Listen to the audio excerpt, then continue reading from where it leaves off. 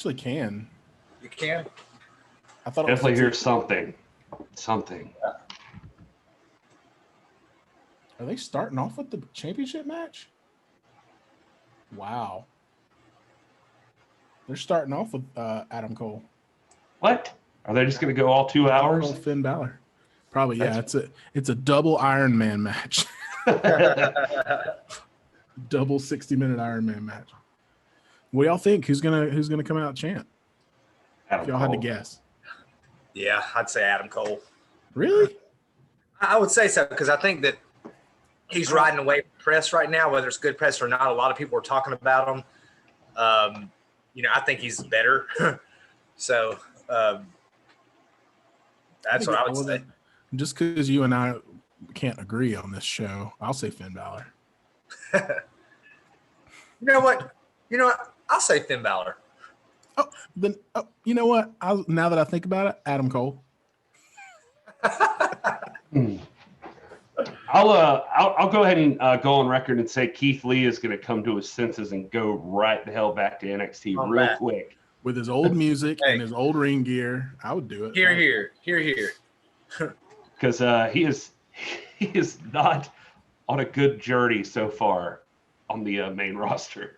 So he's become just another dude over there. I mean, he beat Randy Orton, and then who did he beat last week? He fought Randy Orton again, and did he lose?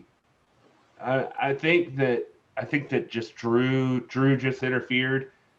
Front row can probably tell us. It's just, but he doesn't do any Keith Lee stuff anymore. He doesn't have Keith Lee's music. Doesn't have Keith Lee's old look. And he doesn't do any Keith Lee moves. He just wrestles like he's just a big dude. And I don't know. I hate it. Yeah, I just fear for him. Yeah.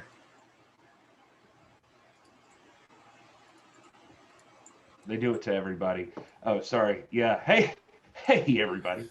We're just getting ready to go here. I will tell you what. Let me just start off by saying that this USA app is driving me nuts on my Roku. I have no idea why. Like it says, link your TV provider. Go to usanetwork.com/activate NBCU. Did I go to that? It's nothing. It's not a thing. And do it on the. You don't have. I'm just watching on my browser. Yeah, I could do that. I just logged in usanetwork.com. Fine, I'll watch it on my browser like I'm a goddamn caveman.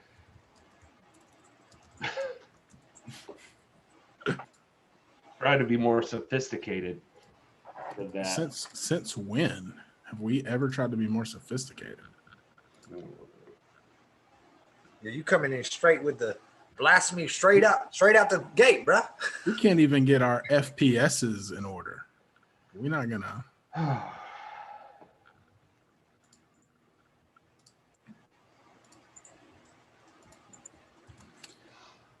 And all right. There. We got front row. What's up, everyone in the chat? With the Spirit Bomb finisher. That's what he said. Who? What did he say? Keith Lee beat Orton with the Spirit Bomb finisher. Is that how this last one ended? That's what front row says. The author of the epistle to the NWA fan. I believe it then. My Presbyterian brethren. Well, I'll tell you what I'm going to do, because we'll probably do a quick run through of anything important on Raw. All right, there goes the tweet, folks. Cedric looked good. He did like a. The tweet is out there. If you guys in the chat want to share it, that would be fantastic. That would be awesome. Let's get this room filled up. Let's talk about some TPOG. That's right, guys. We in the club tonight. We are in the club. I wonder if I could do. Let's see. Let me try something real quick. £10. Interest. Listen, I'm feeling good. You know why I'm feeling so good? Why? Guys, I've been listening. You know what I've been listening to all day? What? And no, Rob, not the Hamilton Coldplay. soundtrack. Not Coldplay. I'd be all emo if I was listening to Coldplay all day. I'd be all mopey, and you guys would be like, "What's wrong with you?" I listen to Metallica all day. Just Yeah. I mean, Yes. is there, and this is a question, there might be some opinions in the chat. Is there a bad Metallica song? Because I just put on like all their albums and just hit shuffle, and I never skipped a song. You know what I mean? Yeah, I get like in grooves of listening to Metallica. I like them. I love Metallica too. I just feel like over the years I've started. Don't take this the wrong way because I love Metallica. You're right. Here we go.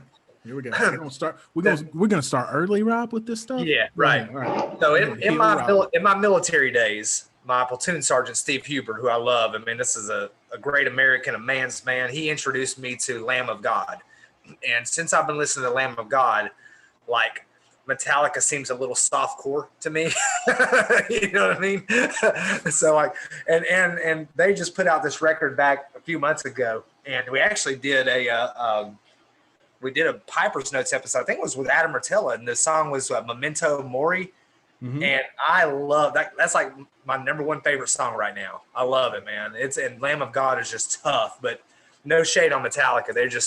It's like they're just, they're softcore metal. Well, I'm just saying, you're a guy who listens to the Hamilton soundtrack on the reg, and you just said that Metallica feels softcore. I listen to everything from Fonzie to Miley Cyrus to Turner Swift to Joseph Bieber. I listen to all of them, and I know they're all there is to know about pop. You're gonna get muted. You about to get put in timeout. Right. Who did I? What? Gary can put you in timeout. What I do? Let's just start the show.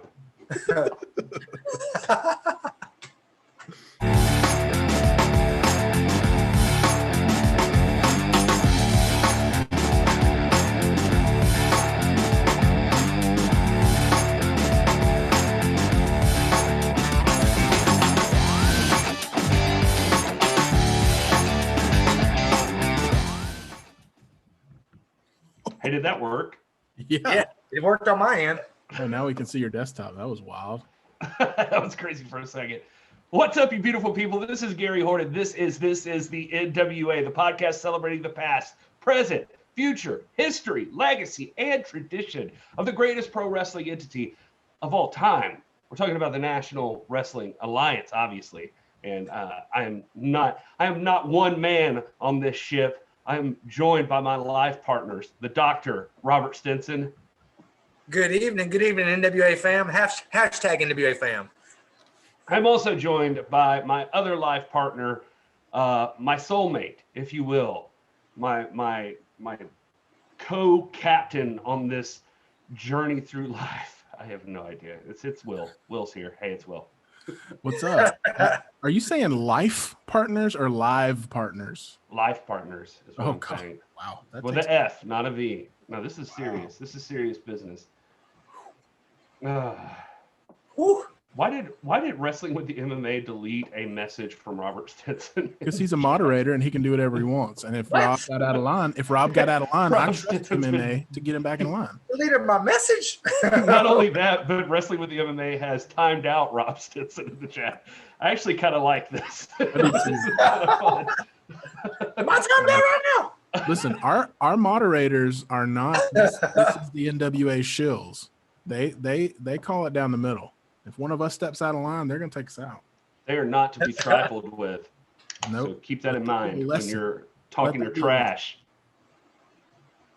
Anyway, welcome to This is the NWA, the podcast full of low FPSs and high amounts of gravy cake. And we'll even throw in a sprinkle of white hot baby faces or extremely hot baby faces. Super hot baby faces. Super hot baby faces. That's it. Yeah, just a sprinkle right on the top there. So thank you all for joining us. We love you guys for being here in the chat. Guys, there's no other place to start, though, than the fact that it just, we don't want to toot our own horn, but toot. We were on the brand new 10 pounds of gold. That's pretty amazing. What in the world, man? Yeah. And I don't mean that to sound cocky at all. I actually it just feels surreal. Like after all this time, after years of this show, we just appeared on the flagship. Like we were there. And I don't know. That's just wild. Yeah, I'm not trying to over dramatize it, but here's the thing. If you guys know my story, I mean, when right about the time this pandemic hit, so not even a year, I, found myself with some extra time and some extra wrestling energy. And I was like, you know what? I'm gonna hop into the NWA. I started with 10 pounds of gold and was immediately hooked. So that show holds a really, really special place in my heart. And to be sitting there tonight with my family and watching it and to be able to be a part of that, man, I have chills thinking about it. Like, it's an honor, it's a privilege, it's very humbling, and it's a very proud moment for me personally and for this show, but also for you guys, the NWA fam, because as we say all the time, we are the representatives of you guys. Like, we do this for you, and we're stirring up this community, and we come on here and we talk to you guys twice a week for 3 hours at a time. And like, it's just as much a testament to you guys as it is to us that even happened, that they're even taking notice of us and putting us on there. So I'm just blown away. Yeah, same here. I mean, I've been watching the NWA my whole life. I've seen every episode. I've seen every episode from the beginning. Honestly, though, I mean, I tried to, as I was watching this, just trying to kind of separate myself because I wanted to be objective about this episode. And I really thought, like, if you took all of our scenes out of it, you wouldn't have lost anything. I mean, this was a fantastic episode. And so I say that to say that I'm very humbled. I don't feel like we brought anything necessarily to the building of the prize fight that's about to happen. But I'm just humbled that we were able to be a part of it. And it was a lot of fun. And I'm looking forward to more interaction and more collaboration with Maureen Tracy, who's fantastic. And of course, our champion, Nick Aldis, and Billy Corrigan, and everybody who's involved at Lightning One and all the things they do. Everything it does is to such a high standard that, it's just very humbling. Well, I mean, honestly, enough about us, because we were definitely not the stars of that show. Dude, how excited are you now about Nick Aldis versus Mike Bennet? I'm excited. None of us were like sleepers on this. We all knew this was going to be a big deal. What I'm really excited to see is I'm excited to see the fan base light up, that they finally are seeing, oh my gosh, this is like a big deal. This isn't some, dark horse candidate coming in. I mean, this is an established, he likes to say, I'm a professional wrestler. That's what I do. My life depends on this. I think we all have a sense now that this is something along the levels of, we use Apollo Creed and Rocky Balboa, but I don't think that, and I've even said that. I said that today when I tweeted, but I think that I don't think that Mike Bennett's as much of an underdog as Rocky Balboa is. I think this is more like Marvin Hagler and Sugar Ray Leonard. I mean, this is going to be an epic prize fight among equals, not that anybody is Nick Aldis is equal, but among two men who are professional wrestlers and know their craft. And as we saw in this excellent production, have very similar stories. Dude, the production level was top notch. The stories told, and that's the draw of 10 pounds of gold. It tells a story. And I say it all the time, and I know you guys are on the same level as me. I watch wrestling for the stories, If they tell a story in the ring, that's great. And I want them to tell a story out of the ring. And 10 pounds of gold is such a great example of how you can utilize what's at your disposal, even if you don't have a TV deal or something like that, to tell an incredible story. And I thought, I guess I didn't have a lot of preconceived notions going into this, but I was still so blown away at the way that, because you're right, Rob, we weren't sleeping on it. I mean, you can go back and watch our live stream from the day that the news came out. We were pumped about it from the beginning, but I can honestly say I'm more pumped about it right now than I was at 5:59 today. Like it pulled me in a whole nother level. Yeah, I 100% agree with you, Will. And what's crazy is I think Rob kind of hit on this just a second ago, but it was watching this 10 pounds of gold. It did exactly what it was supposed to do in every single way, including in the way that I'll be the first to admit that Mike Bennet issuing that challenge, I was excited. I mean, I wanted to see the match, but in no way, shape, or form did I think he had a chance against Nick Aldis. I just didn't think. I'm like, you don't just walk in and face Nick Aldis. And you even hear Nick Aldis talk about that very same thing in the 10 Pounds of Gold episode, like that at least he's going to put that in his own mind that like this guy thinks he could walk in off the street and just whoop me, you know? And I kind of had that same impression. But watching this episode at 10 Pounds of Gold, like halfway through it, I'm like, this guy could do it. This guy could win the 10 Pounds of Gold. Like he could really beat Nick Aldis. Like I believe it. This is a guy who has something going for him. He's ready to prove it.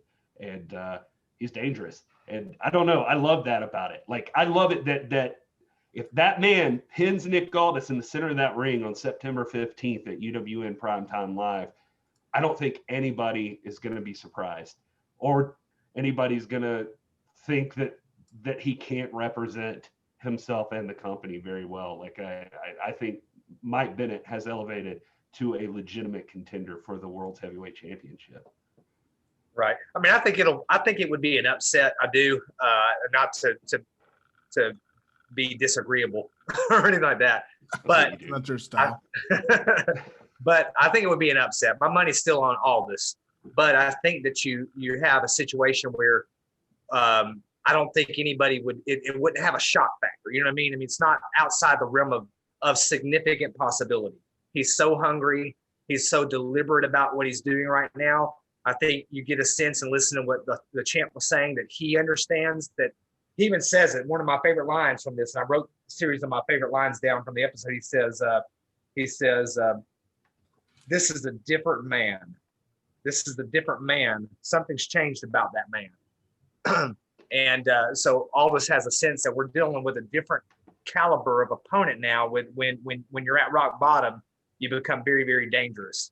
And so, man, it's going to be epic. And I think, we were joking beforehand about should we tweet out that this is Aldis versus Bennet 1. I think we might have the makings of a classic multi-match rivalry here on our hands. And we've talked about this in previous episodes.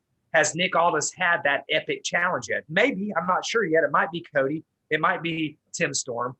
But it might be Mike Bennet.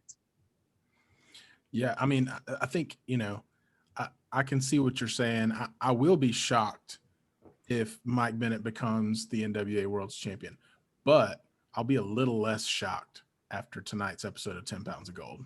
I'll put it that way. I'm not trying to say that it wouldn't be an upset. I think legitimately there's very few people that could walk into the ring right now with Nick Aldis and it wouldn't be an upset if they won the 10 Pounds of Gold. I think that he's been the champion for Rob knows 689 days. 689 days. So I don't care if you're Drew McIntyre or Seth freaking Rollins. You walk into the NWA ring and you defeat Nick Aldis for the 10 Pounds of Gold. That's an upset. Like I just he's always got the upper hand in any of these matches. He's the final boss, as video gamers would say. So that's just the way it is. But it's just that for the first time in this feud, I felt something like some momentum behind Mike Bennet, that he's got enough behind him now going into this match that there's a legitimate chance that he could take this title. Front Row puts in the chat that Nick Aldis will be on Busted Open tomorrow morning at 10 a.m. And I'm interested to see if the champ is going to react to this episode and react to some of the response that he's gotten so far. Yeah, I guess it's worth noting too that you're muted, Gary. Muted, bro. I hit a button and it muted me. I didn't even. You're muted again, buddy. So the enter button mutes me. I did not know that. So it's right here on the corner of my Gary keyboard. likes buttons and flashy lights, guys. Yeah, They love it. Like a moth to a flame. Anyway, Busted Opens whatever. What I'm trying to say is tomorrow at 6 p.m., Mike Bennet will be on this show. So you guys tune in. We'll have a premiere right here on This Is the NWA Podcast YouTube channel. So if you want to see Mike Bennet respond to Nick Aldis, you'll tune in to us, and you'll be able to watch that along with us. We'll be here enjoying it, and it was actually going to happen today, but there was a lot going on, man. It felt like we'll just get lost in the shuffle if we put this thing out right now. There's too much happening, and 10 pounds of gold's back. So we'll just save it for tomorrow and keep the conversation going. Guys, I want to know there was so much good material in this, and I don't want to put anybody on the spot, but were there any lines in this episode that stuck out to you? I'm not talking about production quality here. We can talk about that more because it was fantastic. I mean, the champion produced that, guys. This is a multi-tool talent here who can really do it all, but I'm interested, like, is there anything— Did you just call the champ a tool? Look, man, you put a slant on that, man. Okay. He is a journalist. He's chasing clickbait headlines. While this was watching, and the three of us decided, we weren't going to participate in the chat because we really wanted to sit here and give our undivided attention to the episode. And we sat with our families and watched it. Most of us were in tears, not because we saw ourselves on there, but because of the storytelling, the family. Family is important to all of us in this, on this show. It's really a beautiful story, but I want to know if there's anything in particular, like any one-liners that stood out to you.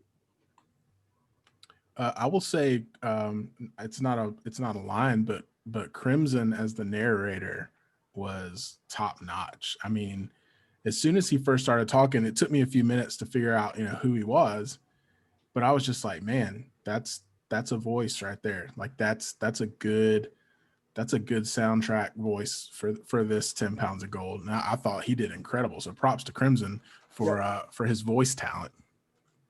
Yeah, I think that's 100% true. Crimson was fantastic and had the exact level of like just seriousness to his voice. I don't know, there was some weight behind it, and it just I dug that. That was a good call by the NWA having Crimson narrate the thing. Yeah, man, I'm trying to think of like one line that stood out to me. I just think the juxtaposition of the two guys, like showing them and Nick acknowledging that like 2020 Mike Bennet is where 2017 Nick Aldis was, and that kind of thing, just showing that story that they're both dealing with the exact same scenario. I think that's like the perfect makings of an awesome feud that these guys are coming in to prove something. And I'll tell you what, Rob, you mentioned a feud that this may not be a one-off. Let's not forget, I mean, Nick Aldis in 2017 didn't just walk in and beat Tim Storm the first time either. And right. So, he didn't beat him come back around. Match, if I remember correctly. He didn't beat him in the rematch either, did he? Did he? I can't remember. Was it the second or third match, wasn't it? I can't remember. I feel like he did get him wherever hardcore. He beat him at Hardcore Heaven, but like okay, it might be. Gosh, it was so long ago. Here's some of the things that stood out to me, and this might pique something to you guys, but I like just on Mike Bennett's, from his perspective, he says, I have to rebuild my career by winning this match. And he goes on to say later on, he talks about wrestlers being at rock bottom, and he says, I'm at rock bottom right now. And that his perspective is, he is at rock bottom. There's only one place for him to go. So why not, And then to flip the script. Also, I love that he keeps on repeating, I'm a professional wrestler. This is what I do. I can no more leave this than Will can leave, Will and Gary can leave journalism or whatever, I mean, it's what you are, it's what you do. And I like when they were talking about Nick Aldis and Crimson. I think the narrator, Anthony Crimson Mayweather, says, describes Aldis as a maverick who shattered the glass ceiling for British wrestlers. And then he goes on to say about how these legends like Dory Funk Jr. and Harley Race have now openly acknowledged Ric Flair as the Nick Aldis, correct? I'm sorry. Have acknowledged Nick Aldis as the perennial torchbearer. The perennial torchbearer. This is Dory Funk Jr. and Harley Race, and then of course Aldis referring to Mike Bennet saying something's changed about that man. That really was very heavy. Well, breaking news, I guess. Man, we were having the discussion like going into this show, like walking in on who was going to be the new NXT champion. And let's recap. Let's recap who we all said. I believe you guys were in agreement, and then I was the one outlier. I switched my vote. Well, that sounds like something you would do. I stood by it. I like Finn a lot. I didn't see it for some reason. I expected them to. Finn Balor is your new NXT champion after defeating Adam Cole in a 30-minute match to start NXT. So there's that. There it is. All right. Well, congrats, Finn Balor, and congrats, Will. Thank you. Don't be afraid to rub it in. That's a personal victory for me. All right. So that's like your opinion. We started on opinions. Don't get me started on opinions, and don't get Rob started on heels and baby faces. Oh man. That's what I'm talking about, bro. I saw Cornette went on a rant about heels and baby faces on his show too. So there's that. I don't know. I didn't listen to it yet, but I heard that was a thing. All right. Well, 10 pounds of gold's back. We're excited. Mike Bennet, Nick Aldis for the World's Heavyweight Championship, the 10 pounds of gold, September 15th, UWN Primetime Live. If you haven't already ordered this, then you're a dang bedwetter. You need to get on it. Go order UWN Primetime Live. You can get a bundle package on Fight TV right now. 4 episodes. Just bank them. You can already have them. $23.99. That's a great deal. And you could also, if you're just wanting to test the waters, $7.99 on Fight TV. Get you episode 1, which you want to see. Already, you want to see it. But you can, if you just don't want to mess with Fight TV and you like spending money, then $11.99 on in-demand pay-per-view gets you the first episode of UWN Primetime Live. So there's that too. So. And not that Fight or In Demand are sponsors of our show, but we do have a sponsor, Gary. It's true. I'm put off by this. Like something's fishy. Just say it. Well, this is the NWA podcast is brought to you by Manscaped.com. Manscaped creates precision engineered tools for your family jewels. The Manscaped engineering team spent 18 months developing the Lawnmower 3.0, which is the top of the line male grooming experience that you can have right now. It's got a ceramic blade, quiet stroke technology. There's all kinds of stuff. You got to go over to manscaped.com, use the offer code NWAPOD, get you 20% off and free shipping. You can't beat that. That's a better deal than we even offer in our store. 20% off and free shipping. You got to do that. But by the way, we also do have a store, and we would be remiss if we didn't mention it. So you should also hit that up. That's nwafam.com, and you can hit the shop there. And if you use the code PrizeFight, is that right, Will? Yep. PrizeFight gets you free shipping. Will's got some awesome designs in there. You guys should check them out. You gotta get up on that. But anyway, also at manscaped.com, where I'm waiting for like the thing. I was just going to point out that the 2.0, they only did 16 months of action research, which accounts for all the nicks, cuts, and so 18 months. I haven't tried it yet because Gary sent me a used 2.0.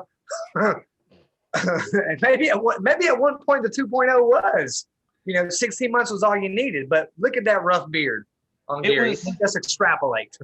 It was a gently used Manscaped 2.0. It was gentle. He was gentle. Gently used. It was only used once. The thing was it was extra tough material it was cutting through during that first time. And so some of the blades were removed, they like broke off in the process. And so, it's only that part. It's only 8:30, y'all. It's too early. Well, let me ask you this. The only reason I don't shop at NWAFam.com. Yeah. The only reason I don't shop That's there is because you don't sell leggings, or do you? Oh no, we do sell leggings for your wife or for you if you like. I know Rob, you probably would enjoy lounging around the house in a nice pair of yoga pants. We have those. And if you're going to venture out, you got to wear a face mask, right? You might as well have a hashtag NWA fam face mask, right? Represent out in public to match your shirt. It's all there. Go check it out. Hashtag NWA fam store, nwafam.com. Promo code prize fight. Free shipping. That's all I got to say. Check it out. We have 2 dislikes on this video already for some reason. I'm gonna assume one of them. No, I'm gonna assume both of them. One of them is champagne and oysters, and he's upset about the frame rate, and the other is Manscaped. They're like, get that guy off your show. Like, what's happening? We're getting canceled. Oh man.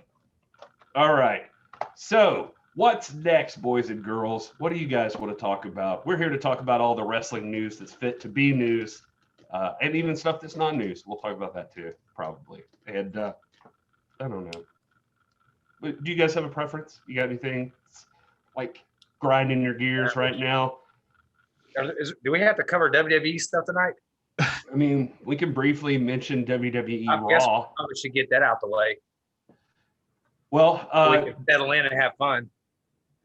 I mean, here's the thing. I don't want to have to talk about Raw unless something like extraordinarily newsworthy comes out. But we do want to be a legitimate wrestling news source. So here's the news from Raw. Adam Pearce was on there again.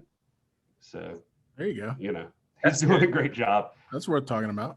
Although I feel like he's on his way out for a little bit because he's keeping the order between Drew and Randy Orton, and I feel like Randy Orton's going to take him out at some point. Like, I just feel like he's bugging Orton enough.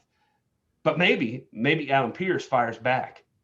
Maybe Scrap Iron kicks back into gear, and we see Randy Orton versus Scrap Iron Adam Pearce. God, wouldn't that be something? That'd be awesome.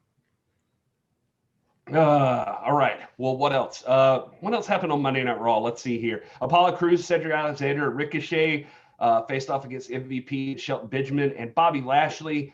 That ended up with MVP, Shelton, and Lashley winning. When Cedric turned on Ricochet and gave him the old beatdown, thought they weren't actually ever going to do that, but they finally did do it. And yeah. Cedric joined the Hurt Business. Is that official? I guess it is. I think I've seen pictures. So there's that. Rob, do you know who I'm talking about at all yet so far? Any of these people? I know all of them. The Street Profits. I actually like Ricochet a lot. So yeah, I mean, I liked it when he did anything.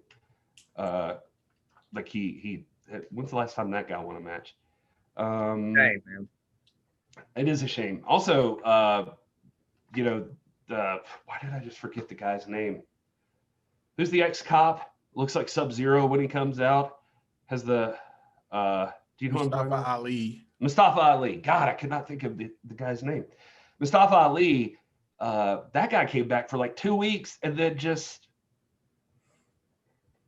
and I really like that guy. Yeah, I think he's really good. But nothing out of him. Listen, if we're gonna do a show about misused WWE talent, it's gonna take the whole show. We got to move on. Yeah. Well, so they broke up Peyton Royce and Billy Kay last week. They faced off in a match this week. Already. Yeah, and Royce won in 2 minutes. It was just basically, it sounds like, to kill off Billy Kay. Like, they're just like, we just really don't want you anymore. And that's sad. I hope you're not watching Billy Kay. I don't mean that to be mean, but it just feels like what they're doing to you. You're getting the Chad Gable treatment, which is garbage. Yep. That's what I do. Front row, I'll perfectly be acceptable if you want to jump in the chat and tell me any positives out of anything I'm saying that sounds negative, because I don't like this show. The Mysterio family was there. Seth's mad at Buddy Murphy, if you guys missed that. There was a match with Asuka and Mickie James versus Natalya and Lana. Asuka and Mickie James did win that match, and it looks like they're going to be facing off next week for the Women's Championship. Okay. I think I did see that somewhere. Right. So that's fun. Mickie was mad at Asuka for tagging herself in to the match. So I don't know if that's 100% confirmed, but it does look like that's going that way. So that should be a good match. Those two ladies face off. Yeah, and let's see here. It does look like I guess it does look like MVP did welcome Cedric into the Hurt Business, so that was official. I missed that. And the Viking Raiders and Apollo Crews and Ricochet fought the Hurt Business. I must have fell asleep during some of this because now I'm watching this and I'm like, what? They fought again? and so the Hurt Business won that one too. You know, this is the garbage part. Like, has anybody, like, in this whole feud, has Apollo Crews and Ricochet won at all ever? Like, have they won one time in the, like, 20 weeks this feud has been going on? Not a memorable one. Yeah. So there you go. So the Hurt Business, ladies and gentlemen, the Hurt Business. Then oh yeah, and Ivar, I believe, hurt himself during this one, right off the heels of the Matt Hardy injury. Dove out. He got some kind of clavicle injury, I believe, is what they said. And then you got Randy Orton versus Keith Lee. So let's recap this one real quick. They only aired the end of Lee's entrance, so he didn't get an entrance. They just showed him like in the ring. A minute into the match, Orton went for an RKO. Lee just held his ground and didn't go down. Cole said he's never seen that with Orton. Lee shoved Orton into the ropes and then elbowed him into the chin. Orton rolled out to ringside. Lee rolled along. Let's skip ahead. Drew entered and gave Orton a Claymore kick. The ref called for the bell. Drew leaned down and told Orton he's going to be seeing him in his nightmares and called him the son of a bitch. Cole called Drew resilient, persistent, and tenacious. No contest. 7 minutes. So Lee did not win this match. Orton actually, right before that, had hit Lee with the RKO. And so it looked like Orton might win, but they saved Lee from losing by, just having no contest, no kick out of the RKO, no nothing. I'm sorry, disagree with me if you want, but now Keith Lee is a guy. He's a guy on Raw. Former champ, by the way. He's a not key player in a bigger story, and that's how they misuse those guys. And I think they think when they're going into something like that they're doing them a favor, but they're not. They're devaluing them right out of the gate. Instead of taking Keith Lee, shooting him to the top, giving him his own feud, now he's like an auxiliary player to the top feud, and it's a waste, man. Like, and I hate non-finishes like that. Again, we talk about it before, talk about it all the time. Like, it's good if it furthers a storyline. That doesn't further a storyline for me. That just, it's a cop-out. You shouldn't have done the match in the first place. We've already seen Keith Lee beat Randy Orton. Why are they fighting again? Do something different. Get creative. Don't just say, oh, let's replay this match and then we'll have Drew come in. And it's just lazy storytelling, man. It's like neglectful storytelling. Like it's terrible. Like it's like, why did it have to be Keith Lee? Yeah. Like, what about that had to be Keith Lee in the ring? If you were just going to do that garbage, why not waste one of your multi-Ricochet appearances on that, since you're already burying that guy completely? Like, just let him face Randy Orton. Like, I'm sure there's somebody that Randy Orton could have been fighting other than Keith Lee who should be booked strong and should look like a dominant figure in the WWE. And instead, he's, like Will said, a secondary player in a bigger storyline. He's not the focus of. So it's just, man. And I hate sounding like, if it were in the NWA, but part of our job here is to juxtapose. I feel like we used that word already tonight. You used it, didn't you, Gary? Juxtaposition or something? I did. I used that. I'm going to use it the second time, third time, if I may. I like the juxtaposition between the way the WWE narrates a story and the way the NWA does. Because like you were saying, Will, why wrestle again unless you raise the stakes, right? Go back and look at all this Tim Storm. Every time there was another match, the stakes were raised a little bit, right? You get the match that Tim Storm won. Then you get the rematch that Aldis won the championship. Then you get the next match in which You know, if you lose this match, you never get another shot. And it's like every time there's benchmarks along the way where the stakes are raised, and it furthers the story. And it, you know, does nothing. It doesn't detract anything from the importance of the contest. And those contests are so close, no one's buried. And that's just the opposite of what's going on there, which is one reason I can barely tolerate it. You know, and that's why, you know, I know come on here a lot of times and am just uninformed about it. But really, for me, the only place I see in the WWE that people are being treated responsibly as far as storytelling goes is in NXT. Yeah, agreed. And you know, they teased me with SummerSlam because SummerSlam was like a decent show, right? And we were live and we had that on, and I thought it was a pretty decent show. And I was like, man, they're gonna turn things around. And then literally the next night they just went right back to this kind of stuff. And you know, we say it all the time. We want it to be good. We're rooting for the WWE. We're not anti WWE. If you know, we want it to be better. It's just like there's a better way, you know. No, I mean, wherever there's good wrestling, there's room to celebrate, and there's no doubt that in the main productions of WWE, there are bright spots for sure. You know, I think of a Shinsuke Nakamura, you know, and a Cesaro and those guys, and but they're just few and far between. And when you're the flagship, you know, that shouldn't be the exception to the rule. When you go look at something like Championship Wrestling from Hollywood puts out, or the NWA puts out, it is strong from top to bottom, and that's not a new thing. It's always been that way. I mean, you had some dark days in the latter years of the WCW, if you want to consider that as part of the NWA extension, which it's really not, because the NWA was still vibrant and active during that time. But you go back to like the 80s, what I look back at fondly as the golden days for me, and even beyond that, you watch a Starrcade '86.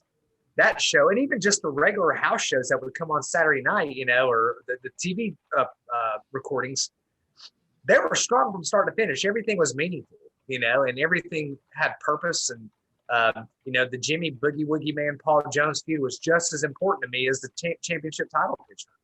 And the NWA still does that. Dave Marquez, and anything he touches does that, you know.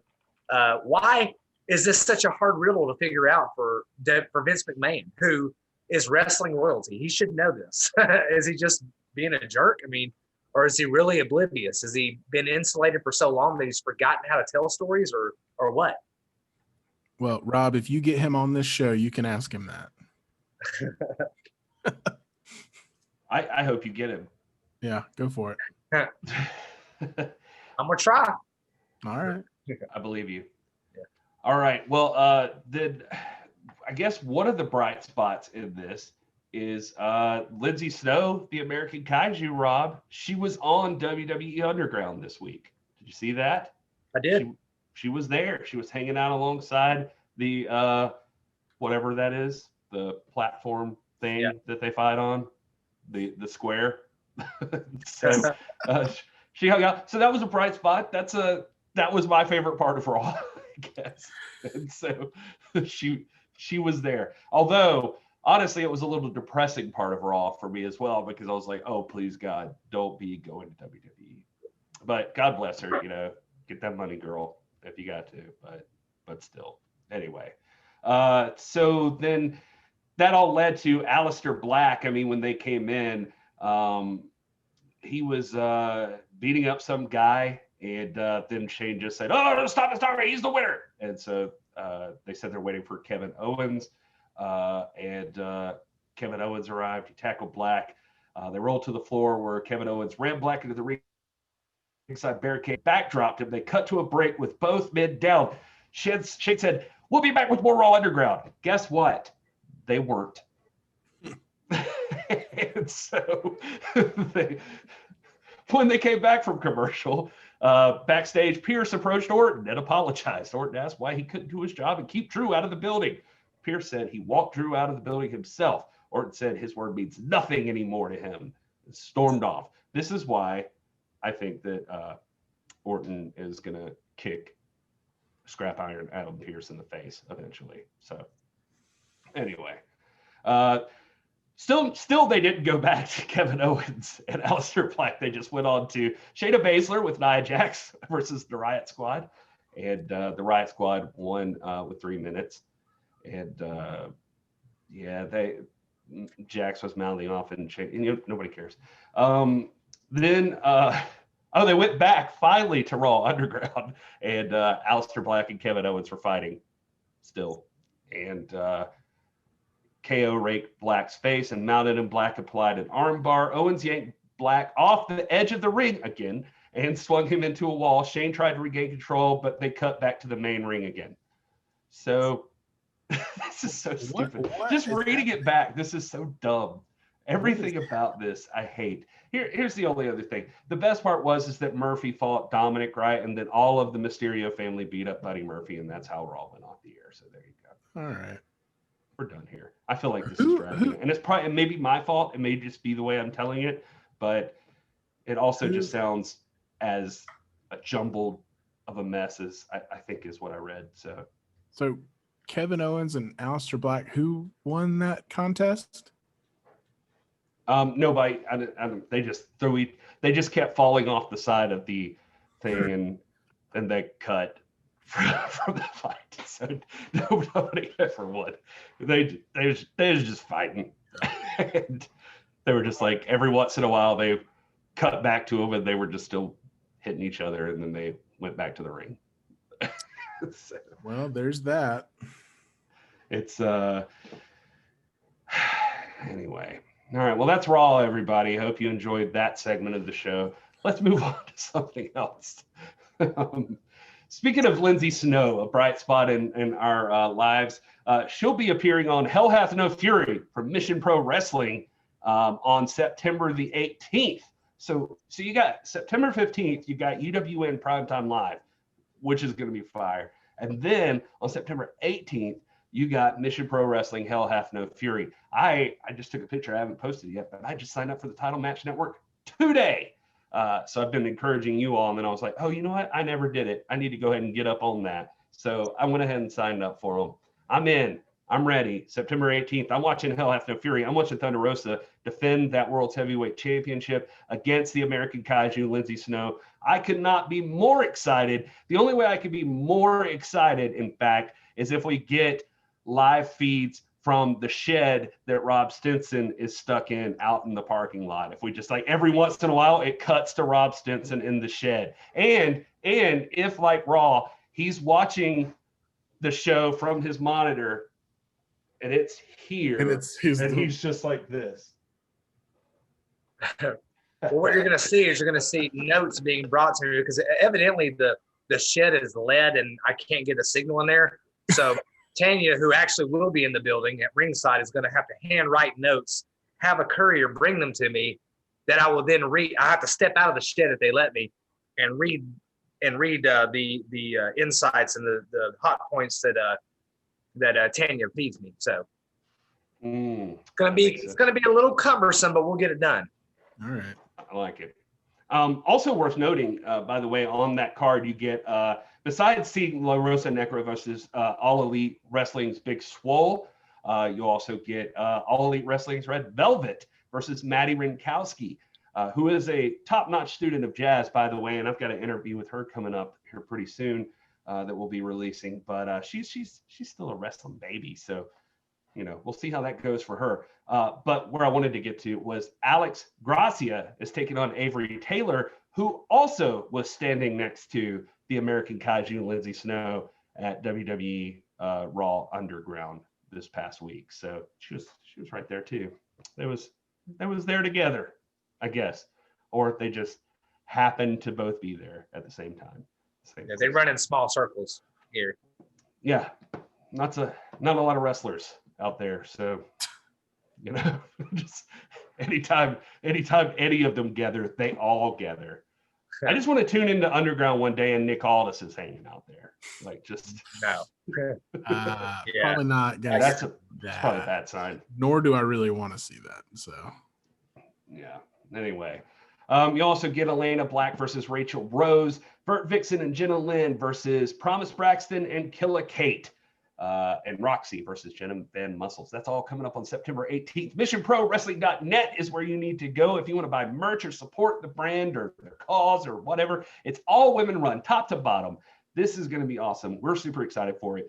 September 18th, Title Match Network. If you can't be there live, they sold out, but they're releasing some more tickets, supposedly, according to Thunder Rosa, who told us herself, because we're all special like that. And but anyway, Rob will be there, and if you want to see Stinson in a caged-in area away from all of the women, then you gotta tune in on the Title Match Network. Every match is a Stinson in a cage match. Got me suspended over the. And the weird part, nobody wants to let him out. It just stays in there the whole time, and they kind of just forget. Loser has to let Stinson out of the cage. And they all are no contest, so nobody ever loses. Stay in there the whole time. No, they wouldn't do that, because Mission Pro Wrestling is a real pro wrestling promotion, and they're not going to book a bunch of non-finishes, because it's going to be an exciting night. You're going to have winners. You're going to have losers. You're going to have compelling storylines. You're going to have stories told in the ring. That's what you get with a promotion like Mission Pro Wrestling. Let me plug their Twitter and website. You can follow them on Twitter at Mission Pro Res, Mission PROWRES. If you just type Mission Pro Wrestling, you'll find it. And then their website is missionprowrestling.net. And they're putting out stuff every day. Interviews with the talent that are going to be competing. There's something coming up just about every day. And then on Instagram, there's a live, just about daily, there's some kind of live show, that's some kind of live interview they're putting out there. So they've got lots of great content that if you want to become more acquainted with some of the amazing talent that's going to be featured. Of course, we all know Thunder Rosa very well, and some of us are familiar with Lindsay Snow just through Circle Squared and whatnot, even though that episode hadn't aired yet. I think we've talked about her enough for people to go back and research her. But you got a ton of talent on the show, and it's really going to be an epic card of quality matches from top to bottom. So make sure you go on their Twitter, their website, their Instagram channel, and follow their stuff and keep yourself up to date with what's going on there. Absolutely. Couldn't have said it better myself. Guys, let's talk a little bit more while we're here and while we're fresh. Let's talk about some UWN Primetime Live a little bit more, because we're all excited. I'm seeing people in the chat talk about it, and so I feel like the conversation could go that direction. The Mike Bennet versus Nick Aldis match is obviously a top-notch feature of that event, but it's not the only match on that card. We have seen a couple of other matches announced, one of those being the Alex Hammerstone versus EJ Sparks. Was that the name of it? Hold on, I'm looking it up. Sorry. Yeah. And then the one that people in the chat are talking about right now, since we're talking about women's wrestling, is Kamille has been slated to appear on this show, and she's taking on Heather Monroe, and that seems like that's going to be a cool match. I think really big fan of Heather Monroe and Kamille. Not sure how Heather Monroe fares in this particular matchup. Kamille's been pretty unstoppable the few times we've seen her in a match. But you guys have any thoughts on that one? Yeah, it's a compelling matchup because it's two different styles.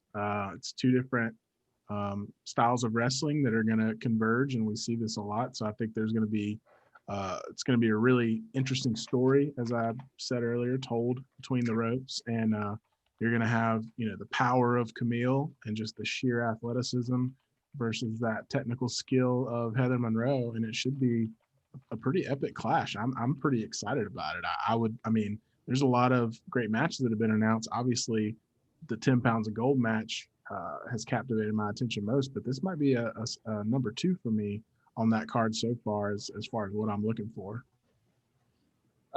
Yeah, I agree. And it was mentioned in the chat earlier, we've got conflicting styles here. Obviously, Kamille is rather new to this. She's not new to athletics. She's a natural born athletic prodigy. So her learning curve is going to be smaller than it would for someone who just decided, hey, I've got this interest and I want to pursue this sport and become good at it. The skill set, the technical skill set is going to come quick to Kamille. And let's not mistake ourselves. Okay. She might not have been in the ring for these months since March when the world shut down, but she has been in that tried and true dojo, for lack of a better term. I think that's an appropriate term, that tried and true school, day after day after day, getting stronger, building her body, wrestling with Nick Aldis, training with Tom Latimer. two of the best in the business honing that craft. So I don't think she's as green as we might think, although, training is one thing and actually competing is another thing. But we've seen Kamille in the ring against established, talented, technically sound wrestlers. And we saw the amount of devastation she can wreak just by the nature of her power. I think those of us who are traditionalists always like to say that, ultimately skill is going to win over strength.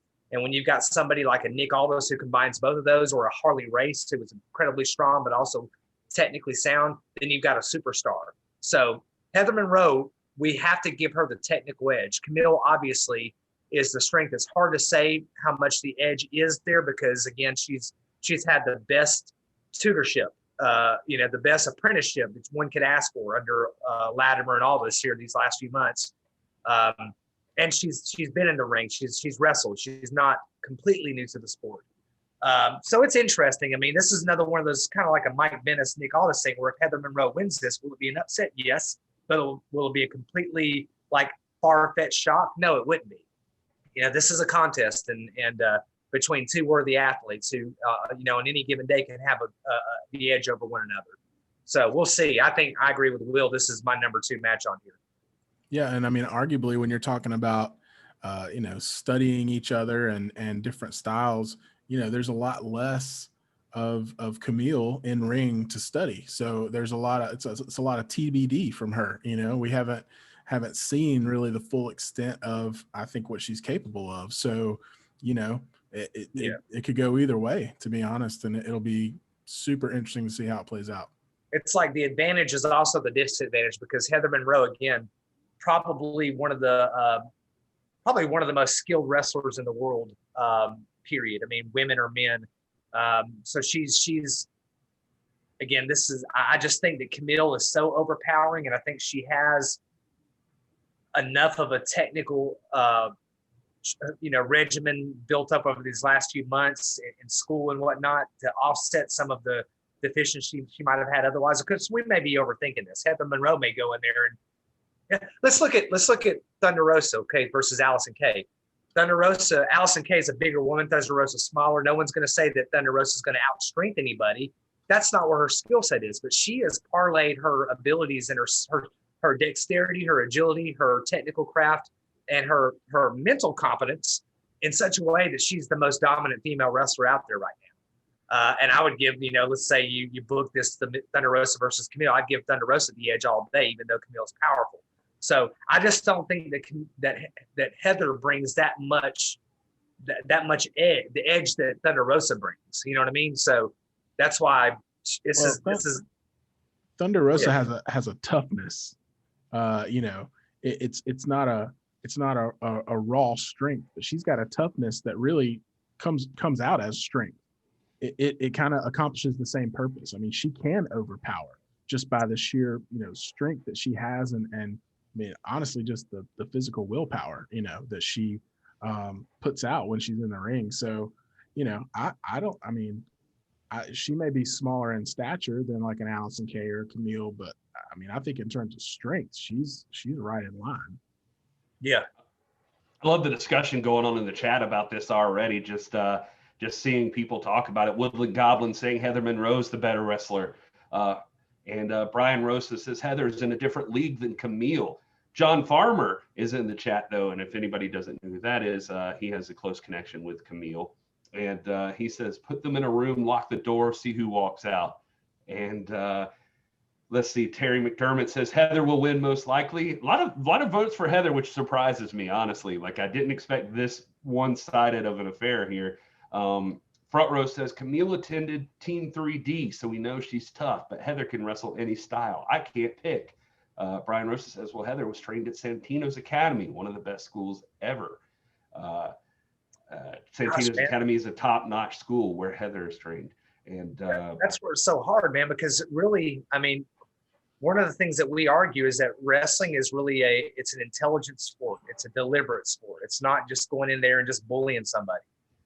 And Kamille doesn't do that, though. That's my thing, is that Kamille has for months now, been training among the best with big, talented, with the best in the world. But then again, Heather Monroe has got the experience advantage, and Brian Rose is absolutely correct. She's trained at one of the elite schools, and we have seen her body of work in the ring.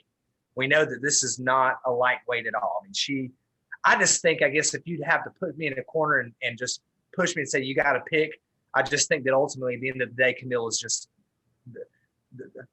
the force of her power is going to be too much to overcome in this. 100% I'm with you on that. It's like what I keep thinking of when I think of this, and trust me, this analogy is not perfect because I would never walk up to Kamille and say, you look like Big Van Vader, but I picture this like a Big Van Vader match, like especially that one we saw on the Great American Bash not too long ago or whatever on his debut when he faces the Z-Man, and you're like thinking, the Z-Man's probably the better wrestler, but Right. but there's no way. He's just not going to beat Vader. And it's just like Vader is just going to pummel him into submission. Like it's just too much. And I like I said, I'm a fan. Like some Heather Monroe, but I just feel like Kamille is just going to just outpower and just I would not doubt her athleticism. I would not doubt any part of Kamille. Like Kamille is just going to be a lot to try to quote unquote wrestle with. So that's where I'm at on this thing. Can we get a final pick from you, Will, on this? You're gonna think I'm just being argumentative, but just Heather Monroe, man. I mean, she's got the body of work, she's got the experience, and to me, it's not a matter of who's ultimately better. I think it's going to come down to experience, and Heather's got it, and I think she's proven herself, and in my mind, I'm kind of on the opposite end. I think it would be, and using the analogy you just used, Gary. I mean, I don't think Z-Man has reached the level as a wrestler in 1990 when he faced Big Van Vader that Heather Monroe has as a wrestler today. So yeah, I mean, you're right. There's a couple of holes in that, but I just think that her technical ability and her mental state in the ring is going to be to her advantage. So I think Heather Monroe is going to take it. All right. Well, we're going all over the place here. Obviously, the chat room split on this one as well. Brian Rosa, we're finally seeing some glimpses of some bias in there, I think, because he does say people have slept on Heather for far too long. I was the first promoter to ever put a belt on her. So he seems to have a connection to Heather Monroe. So I'm going to call him out for bias on that one, but we'll see. I would love to see, by the way, Heather Monroe compete for the NWA Women's Championship. I think that would be a fantastic match, seeing her and Thunder Rosa go at it. I will also, we have to acknowledge that that Heather has the advantage of her manager there as well. So he does tag along, and I don't know. I've seen Kamille interfere for a lot of Strictly Business, but never the other way around so far. So it's interesting. I also enjoyed the other day. I don't know if you saw it, but I put on Twitter that like somebody had asked Nick Aldis about a UK tour, and he was talking about it would be great to go to the UK and tour around and see. And we might see the first time that Tim Storm's there, or Allison Kay. And Kamille had the reply of like, cough, cough. And I was like, will this man ever acknowledge you? And then Nick immediately responds with, don't start. Gary stirring the pot on Twitter. So anyway, clickbait Gary. There it is. And so let's move on to something else we can talk about. Well, actually, just to round out UWN Primetime Live, just so we make sure we're getting that over properly. You've got the NWA Championship match we mentioned, West Coast Pro Championship match, Alex Hammerstone defending against EJ Sparks. The TV Championship match, this is the UWN TV Championship match, Dan Joseph facing off against Levi Shapiro. If you watch the latest episode of Championship Wrestling from Hollywood, which you should, and we'll talk about that just a little bit more here in a minute, Dan Joseph is on there with a title defense there as well, and that dude's good, like really, really good, very talented dude.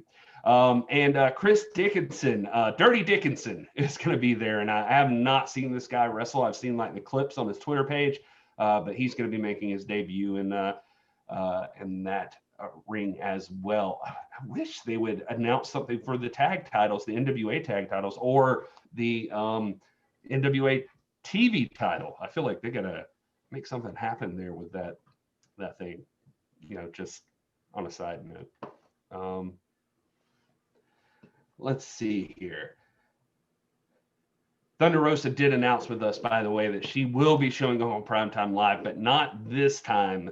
She'll be showing up on the September 22nd episode of UWN's Primetime Live, which is the following week. So if you're on the fence on if you just get the bundle, that's already a hint. Maybe you should, because you never know who's going to be on each week. And if you're going to end up wanting them all, why don't you just go and buy the bundle now? So anyway, there's that. All right. Fellas, let's talk about something else. Since we kind of mentioned Championship Wrestling for Hollywood, I'm just going to jump into this real quick. This week, if you go on YouTube right now, the latest episode of Championship Wrestling from Hollywood just aired, and that is still available for you to view. It's on demand, easy to watch, and it's a lot of fun. It's still empty arena right now for those guys too, but it also marks the first episode that's being booked strictly by or head booked by our NWA national champion Aaron Stevens, which is a unique situation. He's become their head booker over there, it looks like, and he's kind of taken the reins. And he started out with a bang. You had the what is it called? The Heritage Champion Championship from Wrestling, or United Wrestling Heritage Champion. That's the word I'm looking for, which is essentially like their World's Heavyweight Championship.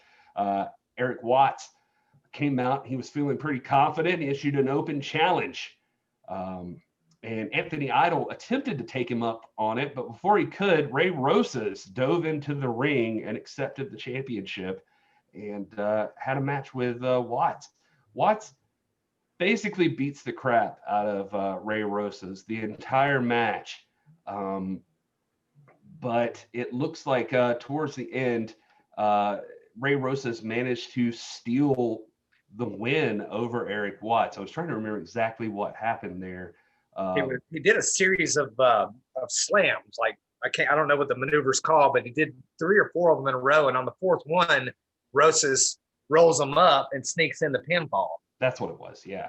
And I was shocked, man, because Eric Watts was beating that tail, man. I mean, it was like the most one-sided match between 2 major guys that I've seen in a long time. It's like that. He is completely outclassed in this match, and then Rosas weeks out with the title. Awesome. And Andrew McKinney in the chat pointing out that the Heritage Championship is more of a regional title. I agree with you. I just think it's like it's their promotion, kind of their top. Yeah, their top title is, I guess, where I was going with that. Brian Rose also pointing out Levi Shapiro, who's facing off against Dan Joseph for the UWN TV title at Primetime Live, is a person who used to train with he and Thunder. So that's interesting, Levi Shapiro. Let's see here. And it's going to be interesting to see what happens with Watts and Rosas. Other matches that appear on that show. Let's see. There was the, like I said, the TV champion Dan Joseph took on EJ Sparks, who's facing off against Alex Hammerstone for the West Coast Pro Championship. Dan Joseph did get the win there, and they both looked really, really good. That was a good match. I enjoyed that one. Papo Esco debuted. King Fat Boy was his name, and he's a monster, and he acted like one. He beat Frankie Frank, who, God bless him. I bet he's a nice guy, but he seems like an annoying son of a gun. Dave Marquez got into it with his son, Nico Marquez. Nico's not a fan of women's wrestling, and seems to have it out for Heather Monroe and the whole women's division. So that's going to be interesting to see how that plays out. And let's see, anything else of matter? Well, Ray Rosas and Static, they were part of the same crew, and they took on in a 6-man match. Long story short, just watch it. But Static ends up betraying Ray Rosas. They're kind of sick of his crap, and now he's the Heritage Champion. And so, You should just go check it out. Championship Wrestling. On the lines of the, he was being self-serving and accepting the Heritage Championship match. They were looking for him, couldn't find him. Rosas is a multiple championship title holder right now. And, so that's what happened there. It was sort of some resentment, it seemed like, and they just, you can check it out, but they just pummeled them. You can see it for free on YouTube, by the way. The latest episode, I think it came out on the 8th or the 5th of September. Today's the 8th, the 5th, I think. Yeah, I think you're right. I think it was the 5th, but yeah, good shot. I do want to point out that Eric Watts, going back to the first match, which again, opening the show with a championship match. Eric Watts this is a big dude. This is a big dude and a pretty important guy too. There's a series of, I guess, pay-per-view level events that they call bar wrestling. And as early as this year, February of this year, Eric Watts defeated Zicky Dice in singles competition at one of those. And he won a four-way match involving the NWA's own Matt Cross. So we're talking about a guy that's got some pedigree there. And, it's not like this is just some obscure personalities. This is a legit guy, and a really big dude, 6'6", 250 pounds. Ray Rosas is not a small guy either. He looks like Gary Horn would look like standing next to me. You know what I mean? There's feet and feet of difference. So it was really surprising, but it just Championship Wrestling from Hollywood has some stellar talent there coming through those, and a lot of those guys show up in New Japan. They actually filmed New Japan in the same studio there, or the American wing of New Japan. I think it's called New Japan Star. Yeah, they filmed that there, and of course, Royce Isaacs has a fantastic history. Was once the Heritage Champion there, and a mainstay in Championship Wrestling from Hollywood. David Marquez, the connection there. So if you want to get something along the lines that we come on here every week and talk about prize fighting and real wrestling the way it used to be, the way we love it, things like you would see in Impact or Ring of Honor and all that kind of stuff, you can't go further than Championship Wrestling from Hollywood. They put out an outstanding product. Yeah, and let's not forget, tonight we saw the return of 10 Pounds of Gold.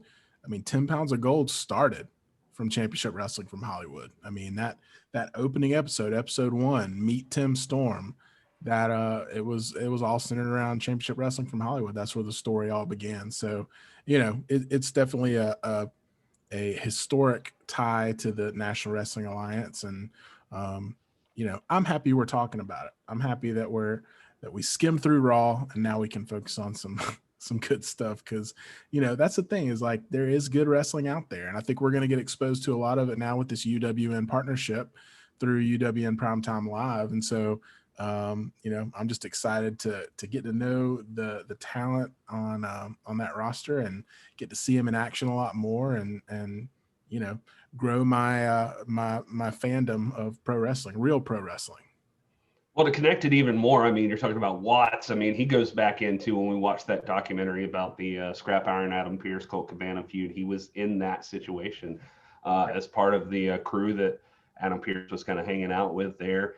And he actually, Adam Pearce posted a thing literally today, going back to those NWA days, just saying we all have people in our lives that have given us far more than they ever had to. We learn from their experiences and perspective, their knowledge and passion.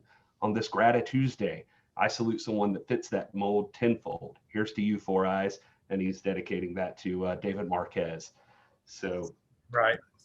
Yeah. Kind of interesting. He had some photos there. David Marquez, of course, sends him the little cheers and thank you. And Adam Pearce replied with the bird flip. So you got to stay in character eventually. Yeah. Right. So it all ties back together. That NWA legacy is strong. John Farmer trying to, I think, establish the context of his narrative from earlier about locking people in a closet and see who comes out. He says for a pay-per-view, all three of us could get thrown into a closet. The point is, it doesn't matter who trained you. Doesn't make any difference. Whoever's the toughest SOB is the person that's going to walk out the door. So he's just establishing that point, I think, about why Kamille might be more successful in that matchup. Going back to that, of course, Front Row had to give his 2 cents, and he is predicting if that were to ever happen, Piper runs in, costs her dad the win, and there's a heel turn. Mm-hmm. So. I see that coming, man. She's a preteen now. She every day she turns just a little bit more. She gets just a little bit more attitude, you know. It's happening. I think Front Row's onto something. I have a 2-year-old, and he did a full heel turn overnight about a week ago, and he's living the gimmick at this point. He is a handful. So I get it. Kids, man, they turn more than the big show. We lock the door at night, our bedroom door. That has nothing to do with the fact that I sleep, you know, as nature and God made me. My Presbyterians. I believe, and by God, he means Manscaped. NWA Pod gets you 20% off and free shipping. Oh, gosh. Oh, let's just say the air hits Stinson just right all night long. Mm-hmm. Nothing blocking the wind. All right. We're hemorrhaging viewers. Lots of people hoping for Reno Scum on the show. That would be good. Those guys, they were all in that China show. I think our boy J Cal went to China with everybody, but where Nick defended against Colt. But like Reno Scum was there, Heather Monroe was there. All these people. There's a close knit relationship there with these guys, and as you can see, they're all having a show here. I would like to see. I just had this occurrence here that somebody said Dan Joseph would fit right into the NWA television championship match picture. Oh, that was Andrew McKinney. So props to you, Andrew McKinney, for this. I was just thinking, you know, that's a way to clear up any confusion there. Let's throw Dan Joseph versus Zicky Dice on the card, and let's unite those TV titles. That would be kind of fun. But anyway, maybe that's wishful thinking. All right. What else did we want to talk about today? Let's see here. On the news front, there is. I guess we could discuss the Ring of Honor if you want to, real quick. They did announce their full tournament bracket, and that's coming up. That was earlier this morning. No, Monday morning. I'm sorry. Their pure title tournament. It's that, you know, we discussed this already, the pure title, where it has all these funky rules about handshakes and 20 counts and no DQ, or if you get disqualified, and I don't know, you know, to go back to that episode and listen to it. I can't go back through all that again. Yeah, it's a lot to process. But yeah, they basically the block A is going to feature Jay Lethal versus Dalton Castle, David Finley versus Rocky Romero, Silas Young versus Fred Yehai, and Tracy Williams versus Rust Taylor. Block B will be Jonathan Gresham versus Wheeler Utah, Delirious versus Matt Seidel. Well, that's weird. He was just on AEW. That's fun. Josh Woods versus Kenny King, and PJ Black versus Tony Deppen. You can go to the Ring of Honor's YouTube page, and there's a full reveal with the, basically showing you everything. It also includes a full match for this title from previous years that featured Bryan Danielson and Nigel McGuinness. And that's just an interesting little point here. They also have like a bunch of different ones posting up right now on their YouTube page if you want to go back and watch some stuff. They have a overview on there of every pure title victory in the history of that belt so far.